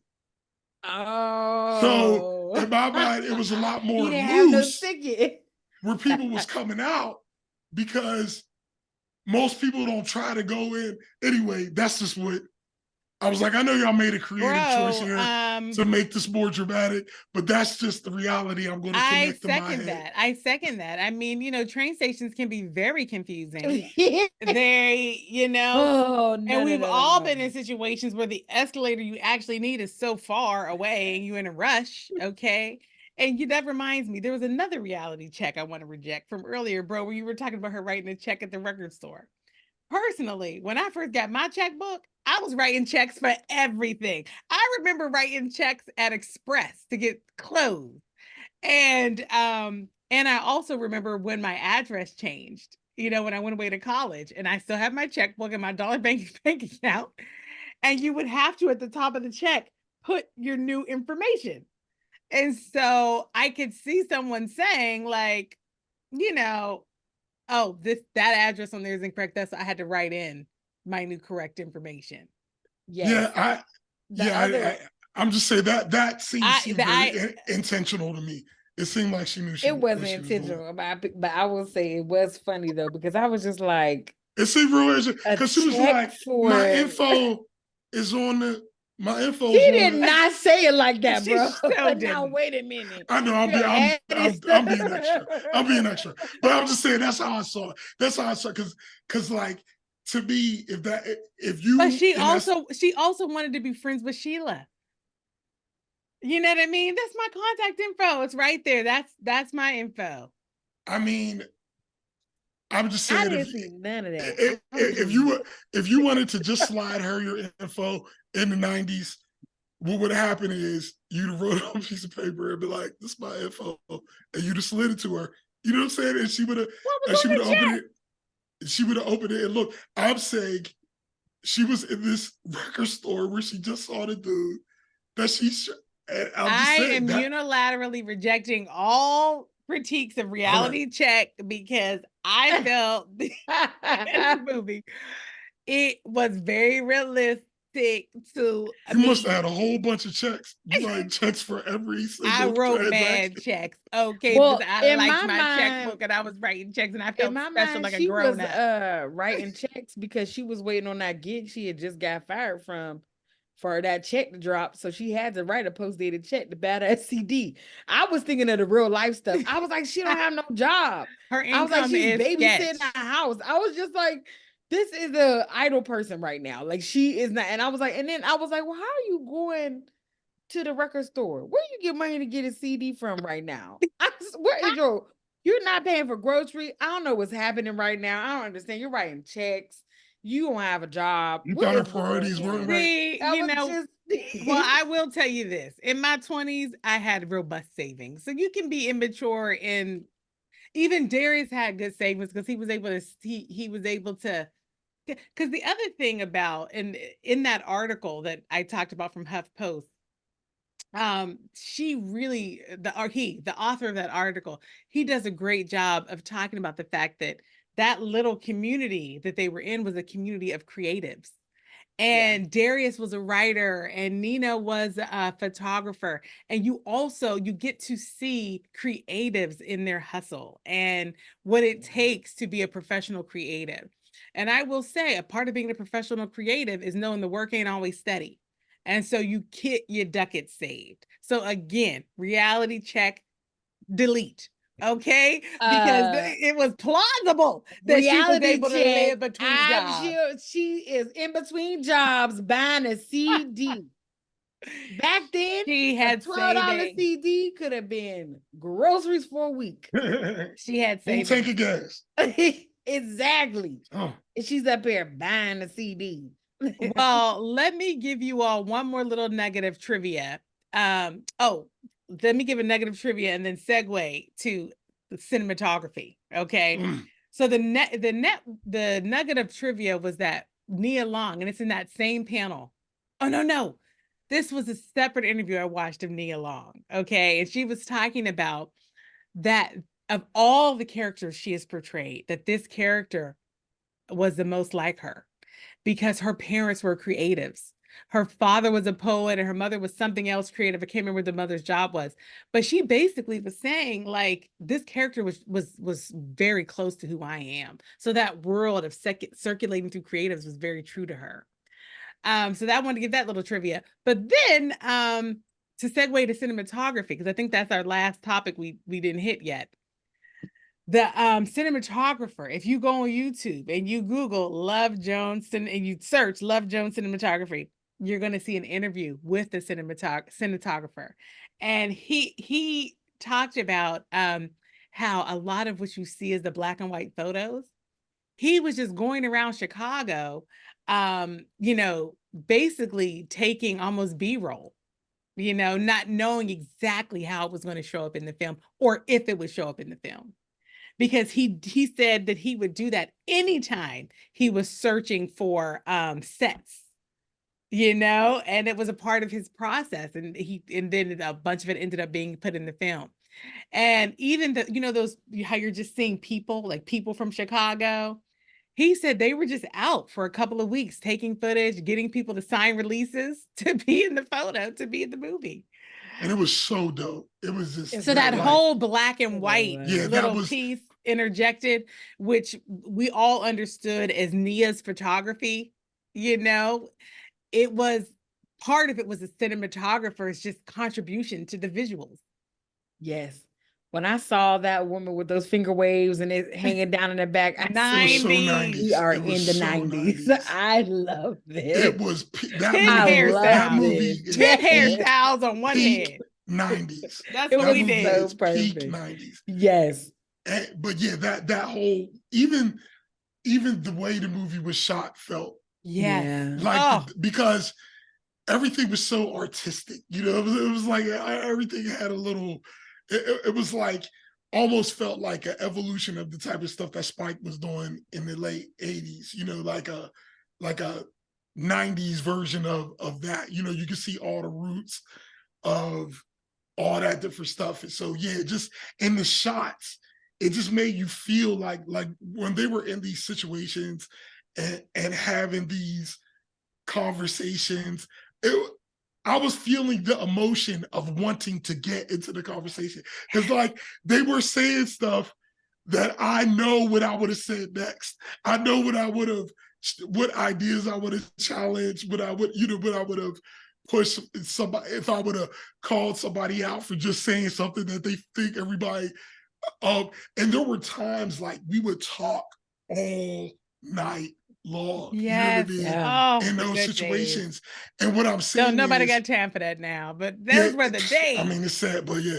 But you talk, but the way they shot it made you feel like you were kind of sitting there, not like it was like you were watching it. You know what I mean? It almost made you feel like you were a quiet person with a blanket just over, just you were there. Yes, an actual fly on the wall kind of thing. Yeah. The cinematographer interview I was talking about, it is called Love Jones cinematographer Ernest Holzman on making the film, and it's from the AFI. It's from American Film Institute. If you want to look it up on YouTube, it's really short. It's like 3.5 minutes. So good to just hear his perspective on how he was, bringing to life that energy that we're talking about right now. And he talks about in the clip a mistake that was made that paid off. There was a light that was in the wrong place. It shouldn't have been sitting where it was sitting. And they were shooting the scene where Darius takes a phone call in the middle of the night from his ex. Lisa, the middle of the night, stands up. Nina gives him the side eye. I'm mad at you, right? In the side eye, you see a glimmer of a light that was not supposed to be there. And it's like reflecting in her eye. And he was like, and it turned out to be so visually wonderful. And it was a mistake. I love that. It's stuff like that in that little 3.5 minutes when he decodes. So well, I will say that this has definitely been like a movie that can have this kind of conversation, can have that and still be aesthetically pleasing like that. There you go. That's a moment in time that I know that there are some people that are trying to get that essence back of what those movies meant. That's a huge shout out to like Issa Rae and I can't think of her name right now. She's another director. Lena Waithe. Thank you, Lena Waithe. Also, oh goodness, she did. She has the locks. I can't think of her name right now. Everybody's name is escaping me. She's another director, but just these individuals that are trying to visually portray these things again. I love that. Sis, were you thinking of Ava DuVernay? Thank you. Okay. Like I cannot remember people's names right now. I'm like, I see their faces. I can describe their whole essence. And I'm just like, but yes, those are three people that stick out to me. I mean, there's of course tons more, right? Like that I don't know. Way more than there were before. That's the thing. There's a rising number, which is wonderful. With the platforms that people have available to them, with Netflix, YouTube, Tubi, like all these platforms that people have available to be able to express and show that. I love that very much so. Oh yeah, and when you're talking about creating a piece of art like this, right? You have situations where people can look at it and say, speak however they are going to speak. But the thing about it is, nobody says it doesn't ring true. You understand what I'm saying? And like that's like, to me, that is what the epitome of art. You know what I mean? Like when you're creating a situation that rings true to people on a level that they feel like they could talk about it from there. And it was interesting because like, even when I was watching this movie, I was interested to ask how it was looked at in the time, because there are some movies that are supposed to be, like a love tragedy type story, you know what I mean? And so that's kind of how it was viewed in the moment, but I didn't watch it in a moment. So like, I didn't know, was this looked at like, because I see it how I see it, but I could also see it being seen differently. So I was just, but I'm just saying that for the beginning, that made me feel like it was special in that way of being able to be viewed from so many different angles, but everybody's watching the same story. Just like but life. And nobody is saying that it feels like, oh, that would never happen. You know what I mean? Like nobody's saying that. Bro, it feels like you're ready to take us to the vote. I will say real quick, James, our ghost panelist of this podcast, James, he said that when this movie, and he's a little bit older than all of us, when this movie came out, it was a breath of fresh air. He said there had just been so much heaviness in terms of like the amount of violence in the climate. Right. Because what he talked about was that it wasn't just about the movie landscape recovering from a very violent period. It was also the music of the time. He was saying gangster rap, had been picking up, and he said Tupac had just died in 96. Biggie died in 97. This movie came out in 97. That the dominant culture was violence. It wasn't just in the movies. And so he was just like, when this movie came out, that's how it felt to people, like a breath of fresh air, to Black people. I love that. Mm-hmm. I love that. But bro, I felt like you were taking us. Are all minds clear? What did Daddy used to say? Let's go. At the end of church, hearts and minds clear. At the end of a church meeting, our dad would be like, "Are all hearts and minds clear?" Well, granddad. Oh no, granddaddy. That's what you're saying. Yeah. All right. Before we do that, right? Okay. Can I have permission to go off script real quick? Because as I said, this was very much my era. Okay. And what it took me back to is I was in a poetry group. Yes, you were. We all were back then, because like I said, but you were to me, when I was watching this movie, I remembered it as being very much a culture you were a part of. I was very serious. Yes, you were. I was very serious and deep at the time. Okay. And this poetry group we were in at Morgan, one of the things we would do after we would write during the week, and then when we come, repose to each other. One of the best writers I ever heard ran this group, a guy by the name of Jaron Lyles. I'm gonna actually tag him on this just so he could but he was one of the poets that, like, you ever see the people that you're like, okay, I see that's what we're all trying to do.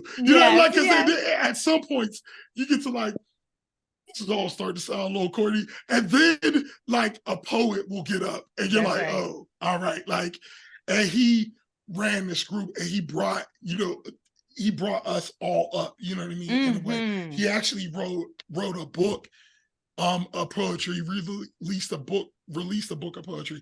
I believe it was called On the Road to Damascus. But anyway, so he was one of the best if not the best poet I've ever seen. He was one of the best, no doubt. But one of the things he had us do in this poetry group was we would write a poem of the week every week.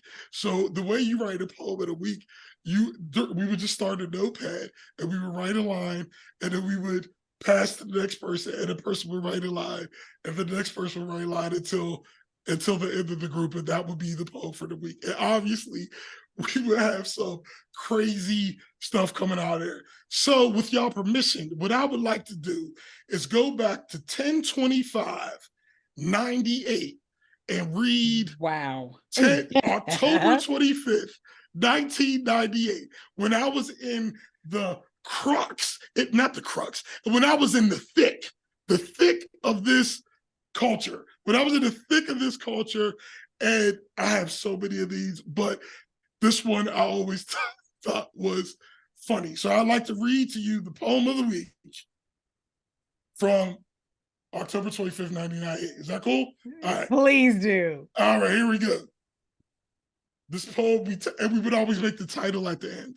Okay, so we made the title of this poem is Broken Silence. And I intentionally didn't read it. I knew this was the one, but I didn't want to read it over. So I'm reading it over for the first time in decades right now. Whoa. Okay. Oh, gosh. All right. How did I get those Fruit Loops in my pocket and those crackers on my sleeve? That was my line. Oh, you gross. Huh. No, because Just read it, bro. Read it, bro. Don't Okay, all right, but I gotta. Can I tell a quick? do it. I used to be a rapper back then, and we were at Eaton Park one time, and we had, you know how they give you the crackers, and we were eating the crackers waiting on our food, and one of us had crackers on our sleeve. He was like, "Yo, you got crackers on your sleeve? Crackers on my sleeve? Crackers? I got crackers on my sleeve. Crackers." And we made a whole song about crackers on your sleeve, beating on the table at Eaton Park. So anyway, that's where that line came from. How many of my childhood memories was Aubrey and his friends beating on the table? Yeah, there was a lot. Rapping. There was a lot. There was a lot. But anyway, that I had to give you the background because I haven't read this in decades, and it's just funny how that brought me back. How did I get those Fruit Loops in my pocket and those crackers on my sleeve? Instead of brushing them off, I'll keep them to deceive the fact that I'm a big slob, consuming all garbage like the blob. Maybe I should get some soup or tissue swabs. Heart throb like my boy Mike Isis winks and gives him a head nod. Sisters dream of sipping Cristal, but only carry Tupperware glasses.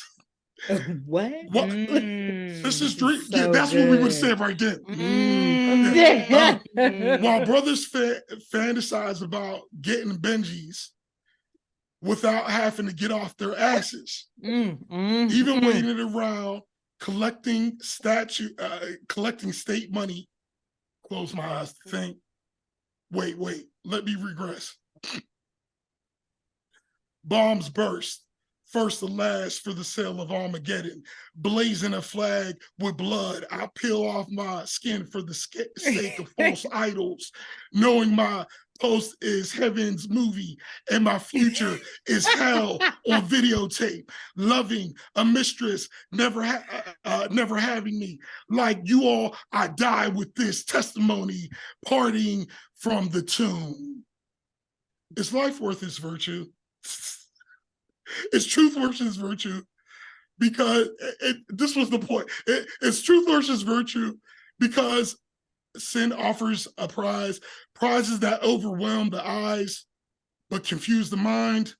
I don't know how I got those Fruit Loops in my pocket, but I'm going to eat the crackers on the sleeve. Fight or die, she's crazy. That was... And say the title again, bro. The title was, oh man, Broken Silence. The title was Broken Silence. And we would never show these to anybody. Yeah. It was just what we would do at the end of the day, just to think of what can we just create that was just so ridiculous. And that was always my favorite one, because that part in the middle when it got real serious for a second, like, because the poem was being ridiculous like we normally do, and then somebody just decided, I wish I could remember who, but I could just, because when Jaron read it, he slipped right into his, you know what I'm saying, his mode, so it just made it even funnier to like go from this silliness to this crazy poetry slam tone. And then go right back to the silliness. Bro, I think what you're building toward is us doing that right now in real time. Oh, Janai, you ain't saying nothing but a word. I'm gonna let you know right now, because I'm still deep. Let's do it. Let's try it. How many times are we gonna go around? No, we never did it. We never did it out loud like this. So we're doing a new thing. Yeah. Okay. So we'll go. Yes. I want to use line. I want to use a line from the movie to kick it off. Okay. All right. And then let's go around. So it'll go Brittany, then me, then we'll go around twice. Okay. Here we go. All right. So we'll start with you. Romance is a possibility of a thing.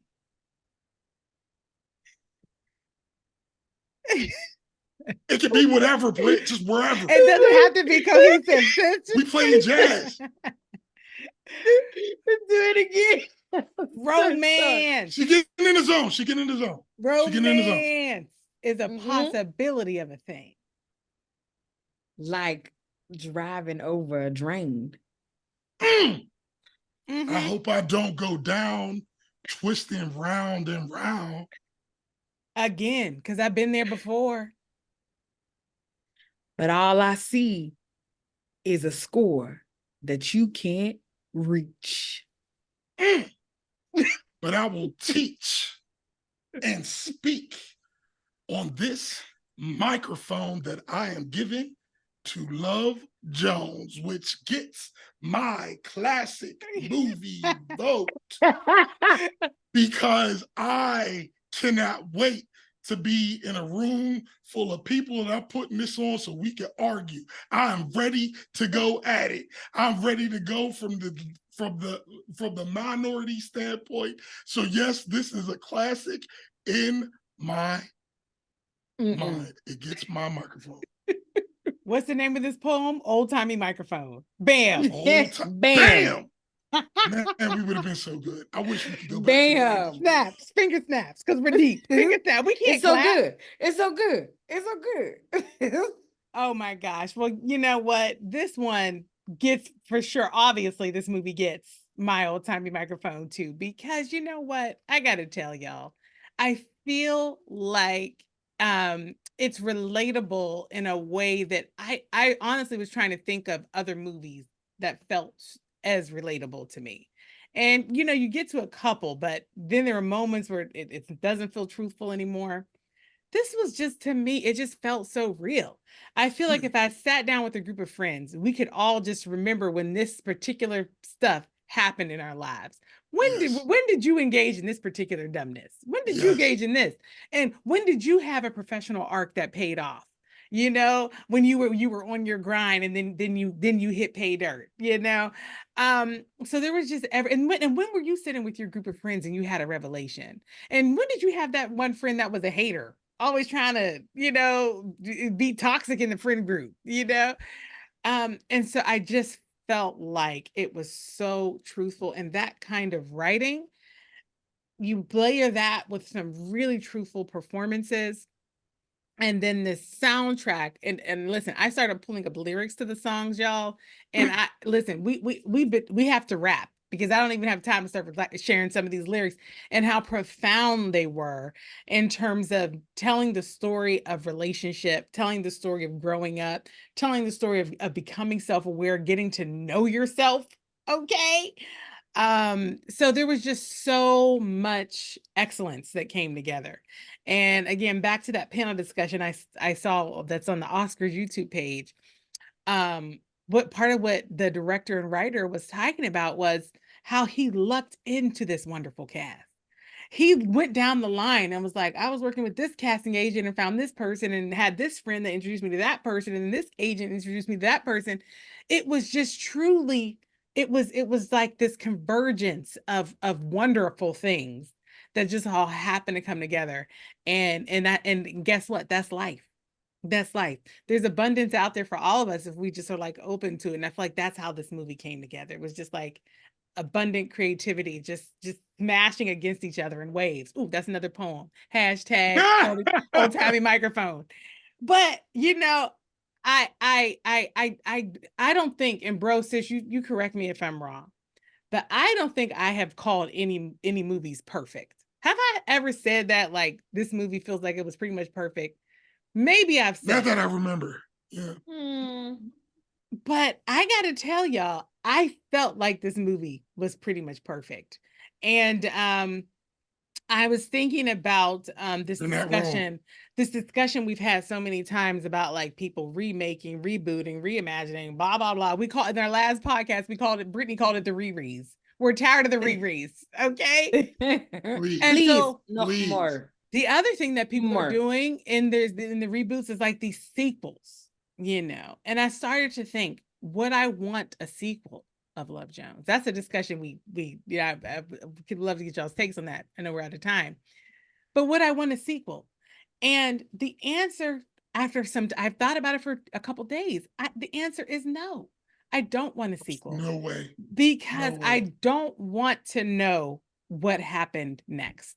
Because where the movie left us was everything was possible. It was possible to work out. It was and work out could mean 15 things. It could be a casual long distance. It could be something long-term and monogamous. You know what I mean? It could be, I'll see you next year around this time. And if you're single, let's hook up again. And also it could be that it just piddled out. This long distance is too hard. Nothing happened. It's over. You know, we don't even know if Darius's book got good reviews. You know what I mean? So I was just like, you know what? I don't want to know. I don't even want. I don't want anybody, even an excellent writer. I don't want you to spend your time getting to a take. I want this story to end with all of those possibilities available. That's how I want. So yes, this movie gets my old-timey microphone, and I want it to stay exactly where it is in the arc of cinema, in the arc of music, in the arc of my life. Just keep it exactly where it is. It's funny that you would end with that, because I've thought about a few days ago, as I was watching this movie, I said, I wonder if you know how Marvel has a universe, DC has a universe. I was like, I wish there was a Black rom-com universe that I could just go into trying to and get the Black see rom-com Avengers. Yes, I was like, we come up with some ideas on this podcast. We really do. So many of these movies take place in the same places: New York, Chicago, Philly, LA. Atlanta, like right. in Atlanta, they take place. I'm like, there's no way that these all people are not at least rubbing arms. Like, I'm like, at some point, there needs to just be this cinematic universe of Black rom-coms if you see it happen. If you made that, people would love it. It would go viral. It just had to happen. No, real talk though. Like, if they all got together and just played their most iconic character, and they just made a movie that didn't connect to anything. They were just, you know where we're going. We're just making a whole where you can just see your favorite characters. That's it. Yo, Brittany, that would be okay. That's our idea. Please. Nobody steal it. Man, we come up with some $1 billion ideas. That is the right perspective. And don't nobody worry about what money you making. Just do this because it's cool. We just want to see everybody. That's all. Why do you need money? Okay, so that's not really a reread. That's something else. That's something else. That's a whole separate situation. That's a whole other thing. It's a whole situation. But I will say, what if they brought Ricky back? Yo, because in one of the universes he did in the multiverse, it's everything all at once. It's the multiverse. Everything everywhere all at once. And he said, and then he was like, man, I just started zigzagging back and forth. Exactly. Totally. He only had 2 bullets.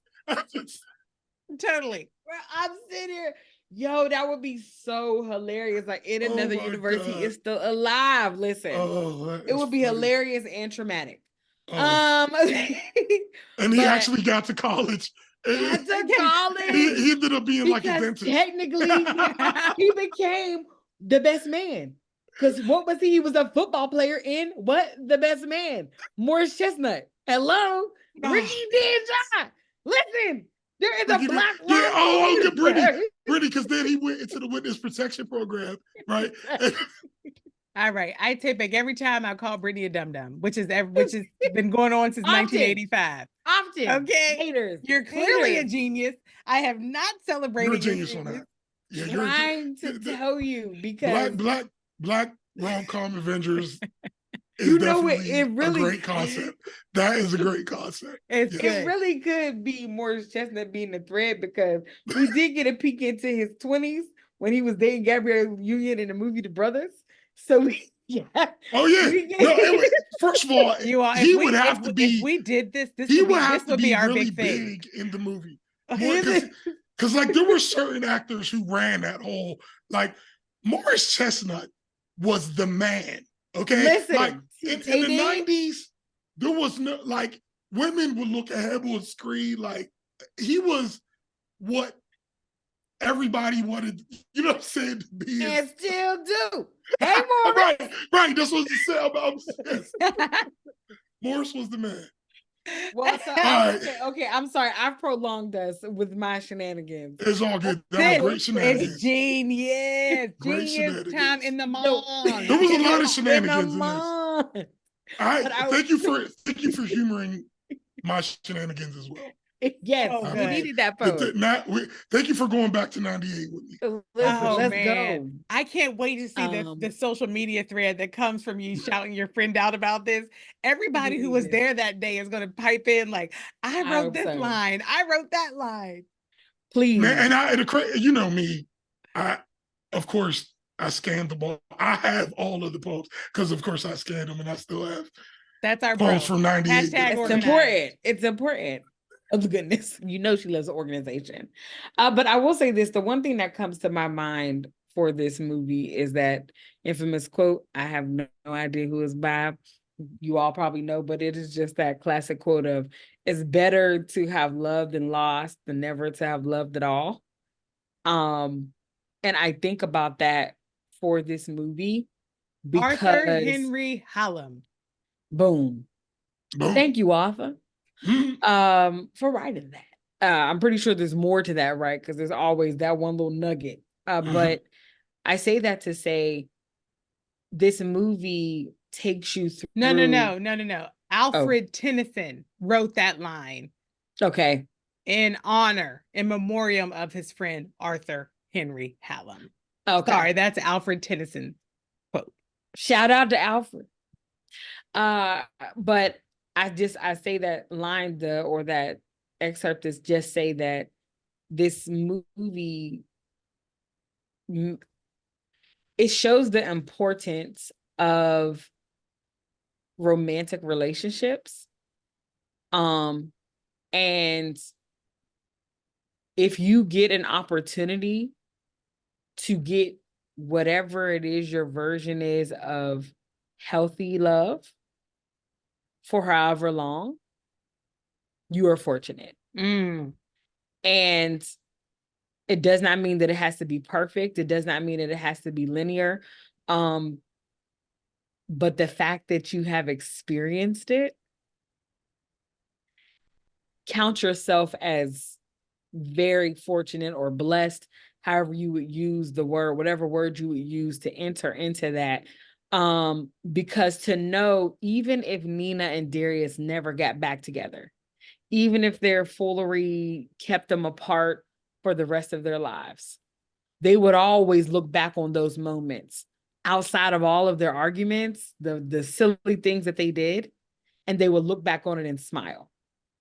Because it was a moment in time where you were experiencing someone loving you through your flaws, through the nuances of life, through the ups and downs of it, and it being in a space where even just your physical body being taken care of in a way that most people never get an opportunity to experience.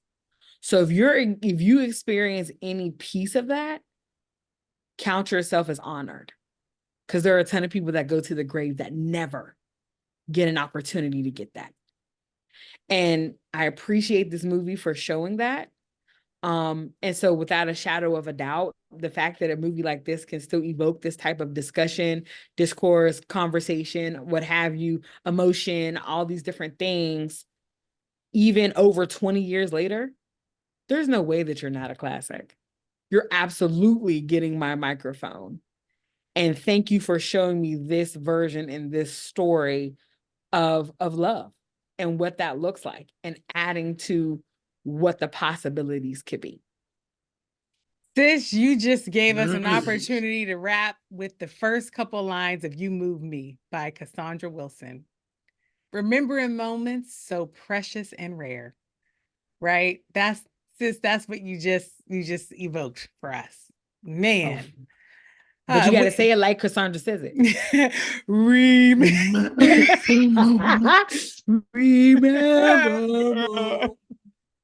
We'll let precious and precious rare. and rare. You gotta go down. That lower register. Because Kissing me there. Kissing me. Listen. Whoa! You better be in that lower register. I'm about to go bang it Listen. right now. She said, and I know you are mine. What is You better know it, Cassandra Wilson. And y'all, That might be the best song off the. Y'all, It's she either wrote that or Rush song. Over. She wrote that song. She produced that song, and she performed that song. Her name is in all three columns. Just so And you she know. sang. And she Performed and girl? sang that thing. You could some people perform it, okay? They don't sing it, they just perform it. She wrote that song from her soul. That was she experience. sang it that day. That's right. That was experience. She was letting us know a piece of her life. That's right. Cassandra, love you, girl. Thank you. Well, this podcast has been a piece of our life, and you are a piece of our life, everybody, all of our listeners and all of our viewers. We just appreciate you. Thank you for riding into 2024 with us. Bro and sis, it is official. Love Jones is a classic from the Wright Perspective. Love you. Love y'all. Thanks for tuning in, everybody. Thank you so much, everybody. Bye.